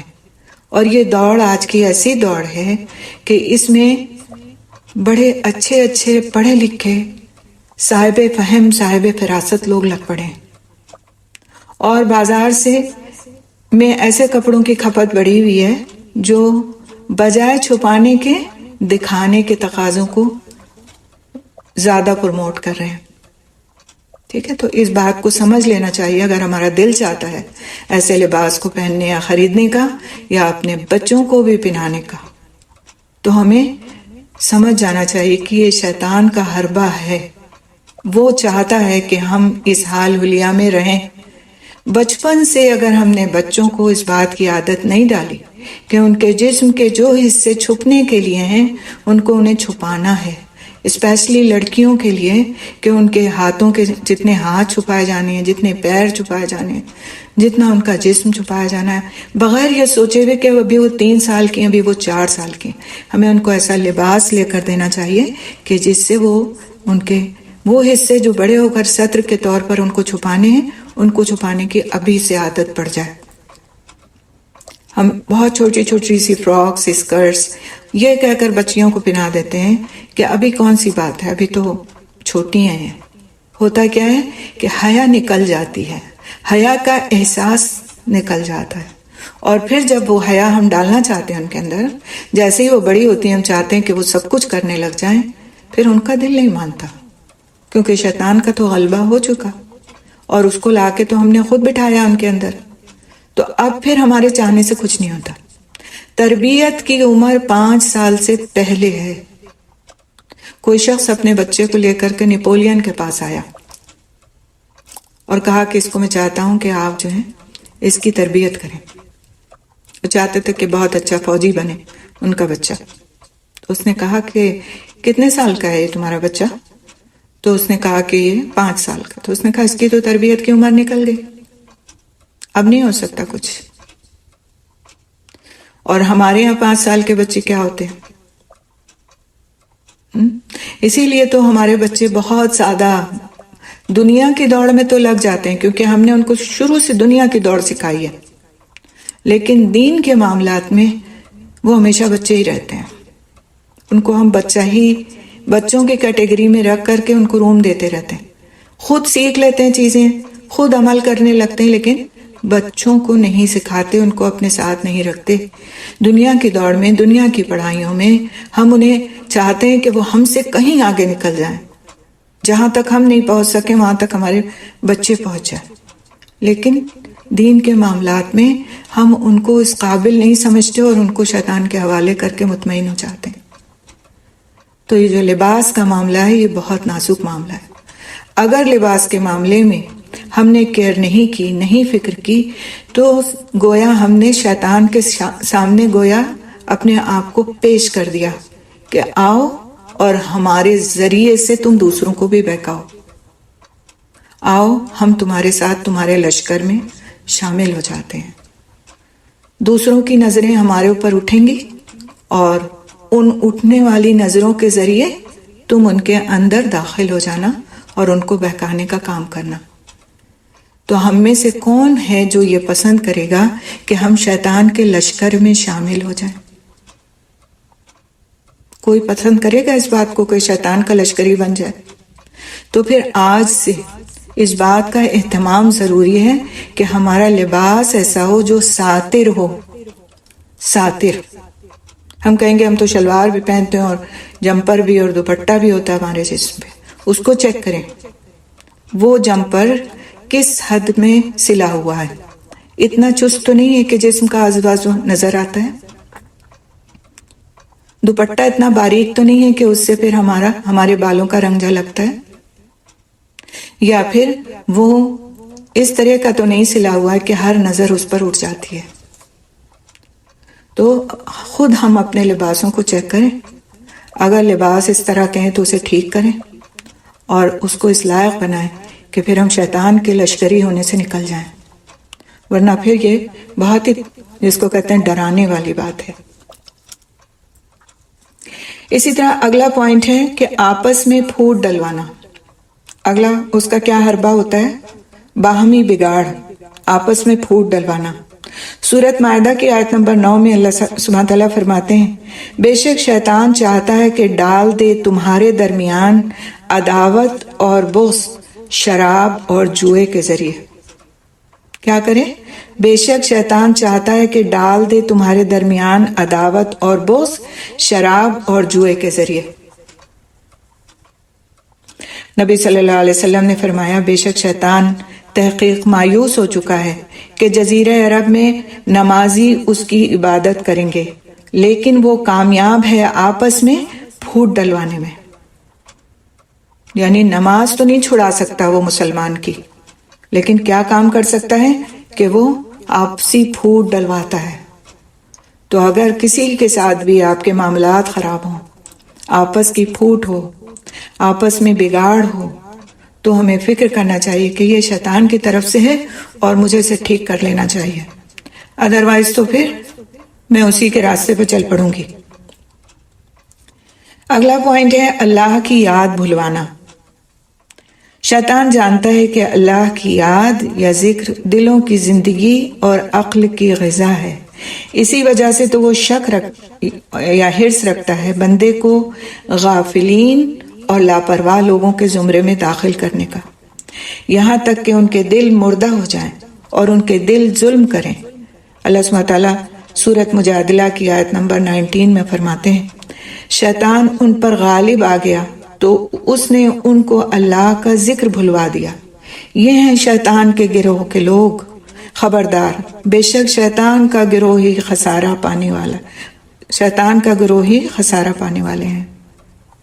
تو اگر اللہ کے ذکر سے غفلت ہونا شروع ہو جائے، قرآن پڑھنے میں دل نہ لگے، تسبیحات میں دل نہ لگے، صبح و شام کے اذکار بھول جائیں، تو ہمیں اپنے بارے میں فکر کر لینی چاہیے کہ شیطان کے گروہ کا کام ہے یہ، اور ہم میں سے کوئی شیطان کے گروہ میں شامل نہیں ہونا چاہتا۔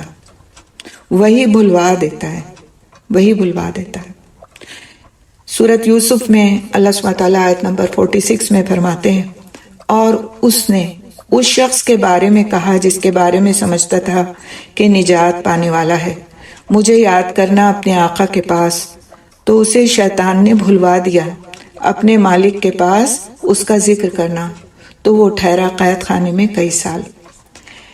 سورہ زخرف کی آیت نمبر 36 اور 37 میں اللہ سبحانہ تعالیٰ فرماتے ہیں، جو رحمان کے ذکر سے غفلت برتے گا، بہت سوچنے والی اور اس پہ غور و فکر کرنے والی یہ آیت ہے، جو رحمان کے ذکر سے غفلت برتے گا ہم اس پر شیطان مسلط کر دیں گے، وہ اس کا دوست بن جائے گا، اور بے شک ان کو شیطان اللہ کے راستے سے روکتے ہیں، اور وہ روکے جانے والے سمجھتے ہیں کہ وہ ہدایت پر ہیں۔ استغفر اللہ۔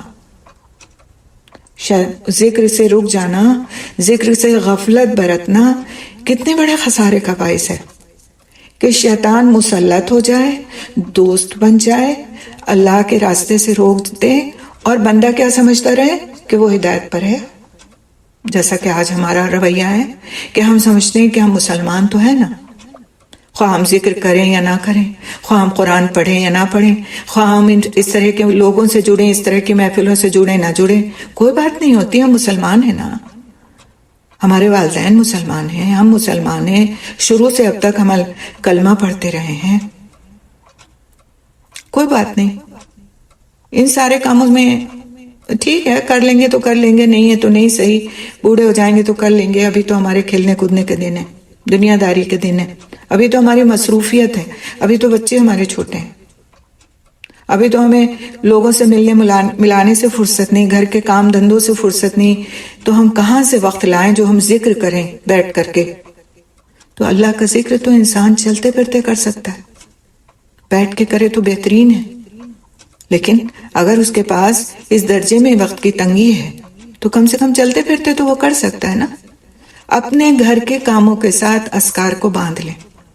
جب میں روٹی پکا رہی ہوں گی تو میں فلانی سبحان اللہ کی تسبیح، میں ایک مثال کے طور پر بتا رہی ہوں، کوئی ضروری نہیں کہ آپ بالکل اسی طرح کریں، ایک مثال کے طور پر کہ جب میں روٹی پکا رہی ہوں گی تو میں فلانی چیز کی تسبیح کر لوں گی، سبحان اللہ کی، الحمدللہ کی، اللہ اکبر کی۔ جب میں کھانا پکا رہی ہوں گی تو میں اس چیز کی تسبیح کر لوں گی، جب میں برتن دھو رہی ہوں گی تو میں فلاں چیز کی تسبیح کر لوں گی، جب میں صفائی کر رہی ہوں گی تو میں فلاں چیز کی تسبیح کر لوں گی۔ آپ دیکھیں کہ کاموں میں آپ کے آسانی ہو جائے گی، وقت میں آپ کے برکت ہو جائے گی، اور آپ کی تھکن آپ سے دور ہو جائے گی۔ یہ اللہ کے نام کی برکت ہے۔ یہ جو تھکن ہوتی ہے نا ہم کو، اور دل ہمارا نہیں چاہتا کسی کام کو کرنے کا، یہ شیطان ہوتا ہے جو ہم کو مایوسی میں مبتلا کرتا ہے، ہمیں غفلت میں مبتلا کرتا ہے، ہمارے اوپر تھکن کو اس درجے میں طاری کر دیتا ہے کہ ہمیں زبان بھی ہلانے کا دل نہیں چاہتا۔ آپ کہتے ہیں نا بعض وقت ہٹ جاؤ بھائی پرے، بات کرنے کا اس وقت دل نہیں چاہ رہا، تو یہ جو اتنی تھکن کہ زبان بھی تھک جائے، تو یہ شیطان کا حربہ ہے۔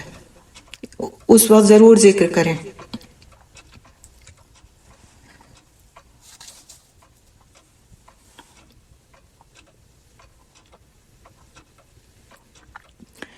تو اگلا پوائنٹ ہم دیکھتے ہیں انشاءاللہ، پوائنٹ نمبر 8، نماز چھوڑ دینا یا اس کو بہت ہلکا سمجھنا۔ نماز چھوڑ دینا یا اس کو بہت ہلکا سمجھنا۔ تو نماز اسلام کے ارکان میں سب سے بڑی چیز ہے، اور اللہ سبحانہ تعالیٰ کے ذکر میں سب سے بڑی قسم ہے۔ تو جب شیطان نے بندوں کو اس سے روکنے پر حرص کی تو اس نے بہت سے لوگوں کو تو اسے پورا چھوڑنے پر پھسلا دیا، اور کچھ کو اس کے اوقات اور اس کے واجبات اور اس کی سنتوں کو اور نماز میں خشوع و خضوع اختیار کرنے کو ہلکا سمجھنے پر ابھارا۔ اللہ سبحانہ تعالیٰ نے قرآن حکیم میں فرمایا، سورۃ مائدہ کی آیت نمبر 91 میں، بے شک شیطان چاہتا ہے کہ وہ تمہارے درمیان بغض و عداوت ڈال دے۔ بے شک شیطان چاہتا ہے کہ وہ تمہارے درمیان بغض و عداوت ڈال دے، شراب اور جوئے کے ذریعے، اور تم کو اللہ کے ذکر سے روک دے اور نماز سے۔ تو کیا تم رکنے والے ہو؟ اب یہ شیطان کا کام ہے، نماز سے روک دینا۔ تو کچھ لوگ تو بالکل ہی نہیں پڑھتے، ان کے لیے وہ لگتا ہے نماز ہے ہی نہیں، دین کا رکن ہی نہیں ہے، مسلمان ہیں وہ لیکن نماز نہیں پڑھتے، بیٹھے رہتے ہیں، وقت ضائع کرتے رہتے ہیں، نماز کا وقت آتا ہے نکل جاتا ہے، پڑھنے کی توفیق نہیں ہوتی۔ اور کچھ لوگ ہیں کہ وہ پڑھتے ہیں لیکن بالکل ہلکی بات سمجھ کے کہ بس پڑھ تو لی نا، وضو جیسے تیسے کر لیا، نماز کا وقت جیسے تیسے تھوڑا سا بچا ہے تو اس وقت کھڑے ہو گئے، ٹال کر کے اس کو بالکل آخری وقت کر دیا، کوئی اہمیت نہیں۔ آپ دیکھیں کہ آپ دنیا میں بھی کسی سے ملاقات کرتے ہیں تو کتنی اہمیت ہوتی ہے، کپڑے آپ کے صاف ہونے چاہیے، چہرہ آپ کا ٹھیک ٹھاک ہونا چاہیے، فریش لگنا چاہیے، ہر طرح کے اہتمام کے ساتھ ہم کسی سے ملاقات کرتے ہیں، چاہے اس سے ہم روز کیوں نہ مل رہے۔ بچوں کو ہم اپنے کتنا تیار کر کے اسکول بھیجتے ہیں، بال ان کے ٹھیک سے بندھے ہونے چاہیے، لباس ان کا بالکل آئرن ہونا چاہیے، کسی قسم کی کوئی کمی نہیں ہونا چاہیے ان کے اپیرنس میں۔ لیکن نماز ہم کس طرح پڑھنے کھڑے ہوتے ہیں یا ہمارے بچے کس طرح پڑھنے کھڑے ہوتے ہیں، اس کی ہمیں فکر ہوتی ہے؟ کس سے ملاقات ہے یہ؟ اللہ سبحانہ تعالیٰ سے ملاقات ہے، اللہ سبحانہ تعالیٰ سے۔ اس ملاقات کو ہم نے کتنا ہلکا لے رکھا ہے.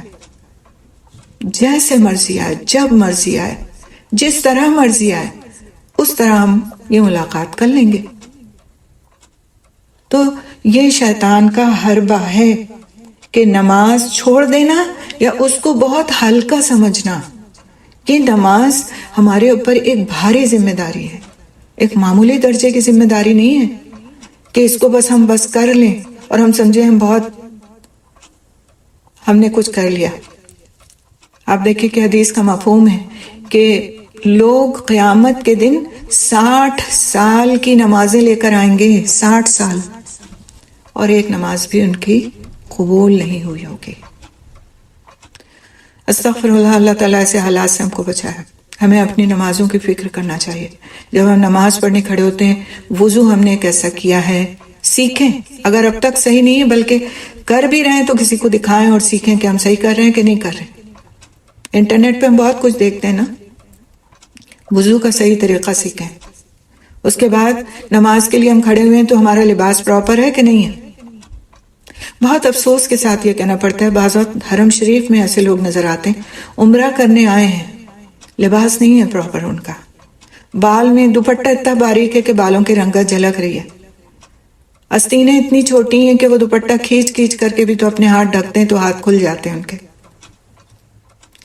تو اگر لباس مکمل نہیں ہے یا لباس اتنا باریک ہے یا اتنا چست ہے کہ پھر جسم جھلکتا ہے تو نماز اس میں نہیں ہوگی. یہ بات اچھی طرح ذہن میں بٹھا لے. اس کے بعد ہم پڑھ کے آ رہے ہیں نماز میں، اس کا تلفظ صحیح ہے، اس کے بالکل معنوں سے ہم واقف ہیں، اس کے رکوع اور سجدے میں جاتے ہیں تو ہم پراپر طریقے سے اس کو کرتے ہیں. ان سب چیزوں کا اہتمام نماز میں ضروری ہے. اور اگر ہم نہیں کرتے اور ٹھونگے مار کر ہم سمجھتے ہیں ہم نے نماز پڑھ لی ہے تو یہ ہماری بھول ہے کہ ہم نے نماز پڑھ لی ہے. ٹھیک ہے، تو اس کی طرف خود بھی توجہ کی ضرورت ہے اور اپنے گھر میں بھی بچوں کو توجہ کرانے کی ضرورت ہے. اگر کسی بچے کو بھی ہم اس طرح سے نماز پڑھتے دیکھیں، فوراً پکڑیں، اس کو فوراً پکڑیں اور کہیں کہ نہیں آپ چلیں دوبارہ پڑھتے ہیں نماز، آپ مجھے دیکھ کر کے پڑھیے. آپ نے یہ چیز نماز میں ہلکی پڑھی، وہ الجھے گا پہلی بار میں، وہ الجھے گا کیونکہ وہ ہے شیطان کے ٹریپ میں، تو اس کو الجھن ہوگی. یہ کیا مصیبت کھڑی کر دی ہے کہ اب میں نماز جو ہے دوبارہ پڑھوں. لیکن جہاں آپ نے 2-3 بار پڑھائی وہاں وہ پھر خود سے ان کو احتیاط ہو جائے گی کہ اگر میں نے اس طرح نماز پڑھی تو پھر میری چھوٹ نہیں ہے، مجھے دوبارہ پڑھوائی جائے گی نماز. اہمیت کو دل کے اندر پیدا کرنا ہے. اور کیسے پیدا ہوگی اہمیت؟ جب اس کی اہمیت ہمارے اپنے دل میں ہوگی. ہم تو بچوں سے یہ کہہ کے فارغ ہو جاتے ہیں جاؤ نماز پڑھ لو، پھر وہ آ کے 5 منٹ بعد کہہ دیتے ماما پڑھ لی، اور مطمئن ہو جاتے ہیں کہ ہاں پڑھ لی بچے نے نماز. بچے ہی تو ہے نا. کیا ہمارا یہ رویہ ہوم ورکس کے معاملے میں ہوتا ہے کہ ہم بچوں کو ان کے کمروں میں ہوم ورک کرنے کے لیے چھوڑ دیتے ہیں یا ہم ان کے سروں پر مسلط نہیں ہوتے؟ ایک لفظ جو وہ ٹیڑھا لکھ دیں، آپ کہیں گے رب کرو مٹاؤ پھر سے لکھو، ابھی نہیں لکھا تم نے اسے، پھر سے لکھو پھر سے لکھو. کیوں ہم اتنی ایکیوریسی دیکھتے ہیں؟ اس لیے کہ اس ہوم ورک کی ہمارے لیے اہمیت ہے. اگر وہ پراپر نہیں ہوگا تو اسکول سے شکایت آئے گی اور ہو سکتا ہے ہمارا بچہ ٹیسٹ فیل کر جائے. تو جن چیزوں کی ہمارے نظروں میں اہمیت ہوتی ہے اس پہ ہم اپنا وقت بھی لگاتے ہیں، اپنا دھیان بھی لگاتے ہیں، اپنی انرجیز بھی اس پر صرف کرتے ہیں، سب کچھ کرتے ہیں اس کے لیے. تو یہ نماز جو اللہ سبحانہ تعالیٰ کے حضور ہم بھی لے کر جائیں گے اور ہماری اولاد بھی لے کر جائے گی، اس کی توجہ کیوں نہیں ہے؟ اس کو ہم ہلکا کیوں سمجھتے ہیں؟ تو آج یہ سمجھ لیں یہ شیطان کا حربہ ہے کہ ہم اس کو ہلکا سمجھیں، اس کی اہمیت کو اگنور کریں، اس کو سمجھیں نہ کہ وہ بھی کوئی اس لائق چیز ہے کہ اس پہ فوکس کیا جائے. ہم بچپن سے جیسے پڑھتے تھے ویسے ہی پڑھتے رہیں گے، جیسے ہم نے سیکھ لیا تھا غلطیوں کے ساتھ ویسے اپنی اولاد کو بھی ہم نے سکھا دیا ہے. لہٰذا اس کو ٹھیک کرنے کی کوئی ضرورت نہیں ہے. ضرورت آج سے محنت کریں اس چیز کے اوپر کہ نماز کو ٹھیک کرنا ہے، وضو کو ٹھیک کرنا ہے. اگلی چیز ہم دیکھتے ہیں، اگلا پوائنٹ نمبر 10 ہے.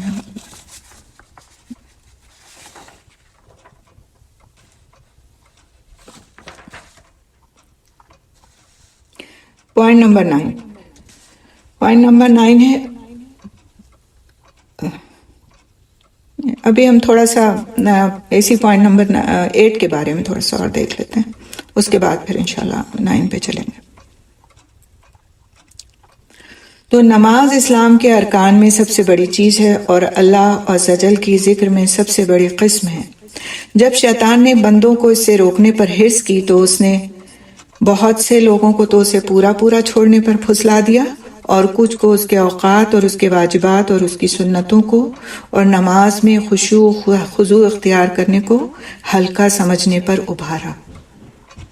اللہ سبحانہ تعالیٰ سورہ مائدہ میں فرماتے ہیں، ابھی جیسا کہ ہم نے پڑھی بھی آیت، ایک دفعہ اس کو ہم پھر سے ریپیٹ اس لیے کر رہے ہیں اس آیت کو کہ یہ بڑی اہم آیت ہے کہ بے شک شیطان چاہتا ہے کہ وہ تمہارے درمیان بغض و عداوت ڈال دے۔ اب آپ دیکھیں کیا کیا چاہتا ہے، وہ بغض و عداوت ڈال دے، شراب و جوئے کے ذریعے سے۔ کس چیز کے ذریعے بغض و عداوت ڈالے؟ شراب و جوئے کے ذریعے سے، اور تم کو اللہ کے ذکر سے روک دے اور نماز سے، یعنی خالی ذکر سے نہیں، نماز سے بھی۔ تو کیا تم رکنے والے ہو؟ یعنی تم کو ایسا نہیں کرنا چاہیے۔ ابو ہریرہ رضی اللہ تعالیٰ عنہ سے روایت ہے کہ رسول اکرم صلی اللہ علیہ وسلم نے فرمایا، جب پکارا جاتا ہے نماز کے لیے، پیٹھ پھیر کر بھاگتا ہے شیطان اور اس کے لیے ہوا خارج کرتا ہے تاکہ اذان کی آواز نہ سن سکے۔ جب اذان ہو چکتی ہے پھر واپس آ جاتا ہے، پھر جب تکبیر کہی جاتی ہے پھر بھاگ جاتا ہے، جب تکبیر پوری کر دی جاتی ہے وہ پھر آ جاتا ہے، یہاں تک کہ وہ وسوسہ ڈالتا ہے انسان اور اس کے نفس کے درمیان کہ یہ بات یاد کرو، وہ بات یاد کرو، یہاں تک کہ وہ ایسی باتیں جو اس سے پہلے یاد بھی نہیں کر رہا تھا اسے یاد دلاتا ہے، یہاں تک کہ وہ انسان ہو جاتا ہے اس حال میں کہ نہیں جانتا کہ اس نے کتنا پڑھا ہے۔ صحیح مسلم کی روایت ہے۔ ہوتا ہے نا، سب کے ساتھ ہی ہوتا ہے کہ جو باتیں ہم کو ویسے نہیں یاد آ رہی ہوتی وہ نماز میں ہم کو یاد آ رہی ہوتی ہیں۔ جب ایسا ہونے لگے تو یہ سمجھ جائیں کہ یہ شیطان کی طرف سے حربہ ہے، چال چل رہا ہے تاکہ میرا خشوع و خضوع خراب ہو جائے، میں جس نیت کو لے کر کے نماز میں کھڑی ہوئی ہوں یہ خراب ہو جائے۔ تو کیئرفل ہو جائے گا انسان، فوراً الرٹ ہو جائے گا کہ نہیں سوچنا مجھے ان باتوں کے بارے میں جو میرے دل میں آنے لگ گئی ہیں۔ لیکن بات کیا ہے کہ اس بات کو ہمیں حدیث میں بتا دیا گیا کہ یہ ہوگا تمہارے ساتھ اس وقت پہ جب شیطان تمہارے پیچھے لگے گا۔ تو تمہیں کیا کرنا ہے؟ جب تمہارے ساتھ ایسا ہو تو تم کیئرفل ہو جاؤ۔ جب تمہیں لگے کہ تمہیں یاد ہی نہیں آ رہا کہ تم نے پڑھا کیا ہے تو تم کیئرفل ہو جاؤ۔ اسی لیے جب نماز پڑھنے کے لیے کھڑے ہوں تو دل میں اس بات کے لیے ضرور دعا کر لیں کہ اللہ تعالیٰ مجھ سے اچھی سی نماز پڑھوا لیجئے، جو آپ قبول کر لیں ایسی نماز پڑھوا لیجئے، اور مجھے شیطان کے حربوں سے اپنی پناہ میں رکھ لیجئے۔ حضرت عائشہ رضی اللہ تعالیٰ عنہ سے مروی ہے کہ انہوں نے جب آپ صلی اللہ علیہ وسلم سے نماز میں ادھر ادھر دیکھنے کے بارے میں پوچھا تو آپ صلی اللہ علیہ وسلم نے فرمایا، یہ اچک ہے شیطان کی، اچک لیتا ہے شیطان بندے کی نماز میں سے، یعنی اپنا حصہ لگا لیتا ہے اس نماز میں۔ کاہے کا حصہ؟ کہ اس نے بہکا لیا، اس نے اتنی دیر کے لیے غافل کر دیا، اور وہ خوش ہو جاتا ہے اس بات پہ۔ تو اس کو خوش نہیں ہونے دینا۔ اب آپ میں سے کوئی یہ کہے گا کہ تو کیا مجھے وسوسہ آتا ہے، میرے دل میں خیال آتا ہے تو میری نماز ہی نہیں ہوتی؟ نماز ہو جاتی ہے، لیکن پھر بات یہی ہے کہ اس خیال میں اپنے آپ کو مگن نہ چھوڑ دیں کہ اب خیال آ گیا ہے تو اب ہم اسی کے بارے میں سوچ رہے ہیں۔ اپنے آپ کو کھینچ کے واپس لے آئیں، نہیں میں تو اللہ کے سامنے کھڑی ہوں، میں تو نماز میں ہوں، یہ خیال نہیں مجھے نہیں سوچنا اس کے بارے میں، اس وقت یہ وقت نہیں ہے اس بات کو سوچنے کا۔ تو یہ رویہ جب ہوتا ہے تو انسان الرٹ رہتا ہے اور شیطان کی چال کا اس کو فوراً پتہ چل جاتا ہے کہ یہ چال چل رہا ہے۔ نواں پوائنٹ ہے جھوٹ گڑنا اللہ پر۔ تو اللہ پر جھوٹ گڑنا خطاؤں میں سے سب سے بڑی خطا ہے، بلکہ حقیقت یہ ہے کہ وہ شر و فساد کی، نیز کفر کی اصل بنیاد ہے۔ اسی لیے اللہ سبحانہ تعالیٰ نے سورہ نساء کی آیت نمبر 48 میں فرمایا، اور جو کوئی شریک ٹھہراتا ہے اللہ کے ساتھ پس تحقیق اس نے گڑھ لیا بڑا گناہ۔ تو یہ کس طرح سے جھوٹ گڑنا ہے اس کو بھی ہم دیکھیں گے انشاءاللہ تعالیٰ کہ انسان جھوٹ جو گڑھتا ہے تو خالی یہی نہیں کہ کافر و مشرک جھوٹ گڑھتے ہیں، بلکہ بعض وقت جو چیزیں ہم کو نہیں معلوم ہوتی ان چیزوں کو ہم اللہ سبحانہ تعالیٰ کی طرف منسوب کر کے یا قرآن کی طرف منسوب کر کے کہہ دیتے ہیں کہ یہ چیز قرآن میں آئی ہے، یا ایسا تو حدیث میں آیا ہے، جبکہ ہمیں کوئی اس کے بارے میں آتھینٹک نالج نہیں ہوتی، نہ ہم نے وہ حدیث کہیں پڑھی ہوتی ہے، نہ ہم نے وہ قرآن کی آیت کا کوئی ترجمہ پڑھا ہوتا ہے، بلکہ ہم نے بس ایسے ہی سنی سنائی پہ اطمینان کر کے اسے آگے پہنچا دیا ہوتا ہے۔ تو پڑھنا اور سیکھنا بہت ضروری ہے۔ اگر ہم کوئی شوق ہے کہ ہم اللہ اور رسول کی باتوں کی تبلیغ کریں اور اسے آگے پہنچائیں، جیسا کہ ہر مسلمان کو یہ شوق ہونا چاہیے، تو پھر اپنے علم میں اضافہ کریں، اپنی آتھینٹک نالج میں اضافہ کریں، اور اپنے اس علم کو بلند کرنے کے بارے میں نہ سوچیں کہ میں زبانی بتا دیتی ہوں لوگوں کو اور لوگوں پر میرا یہ روح پڑتا ہے کہ مجھے بہت کچھ آتا ہے۔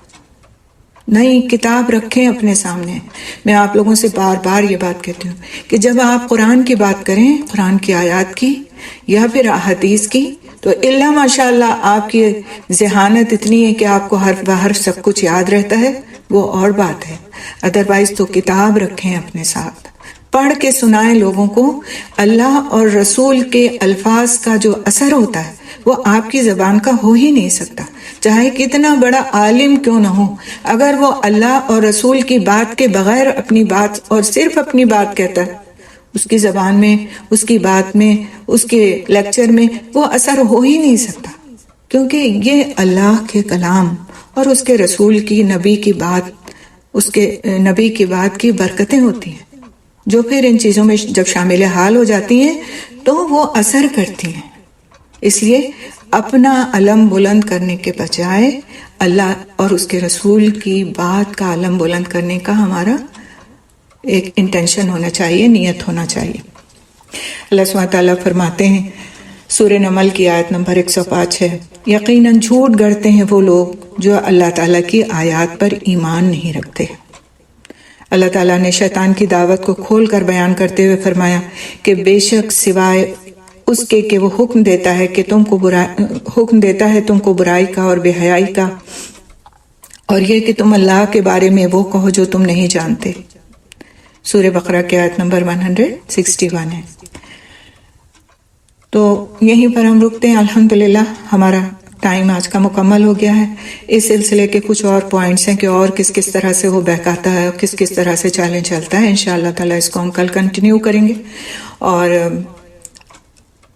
کل اور پرسوں انشاءاللہ تعالیٰ ہم مزید اس کی چالوں کو اور پھر اس کے بعد اس سے رکنے کے لیے جو ہمیں ذرائع بتائے گئے ان کو بھی دیکھیں گے۔ کل ہی ہم اس کی شروعات کریں گے انشاءاللہ تعالیٰ ان ذرائع کی، اور پھر پرسوں تک انشاءاللہ اس کو مکمل کریں گے۔ تو سوال جواب کا سلسلہ آج نہیں ہے، سوال جواب آپ کے انشاءاللہ سنڈے کو آپ کیجیے گا۔ جو بھی سوال آج آپ کو سب سن کے آ گیا اس کو جہاں آپ نے نوٹس بنائے ہیں وہاں نوٹ کر لیجیے، تاکہ آپ اس دن آپ کے ذہن سے وہ چیز نکل نہ جائے اس وقت تک کے۔ لیکن ابھی ہم سوال جواب کا سلسلہ اس لیے نہیں رکھ رہے ہیں، اس کی ایک ریزن ہے۔ اس کی ریزن یہ ہے کہ ہو سکتا ہے میں کل وہ پڑھانے جا رہی ہوں یا پرسوں پڑھانے جا رہی ہوں، تو آج آپ سوال کریں تو اس سے کیا فائدہ ہوگا؟ جب آپ تینوں دن پڑھ لیں، مکمل ہو جائے ایک بات، اور پھر آپ کے سوالات ہوں تو اس کو آپ انشاءاللہ تعالی ضرور کر لیں۔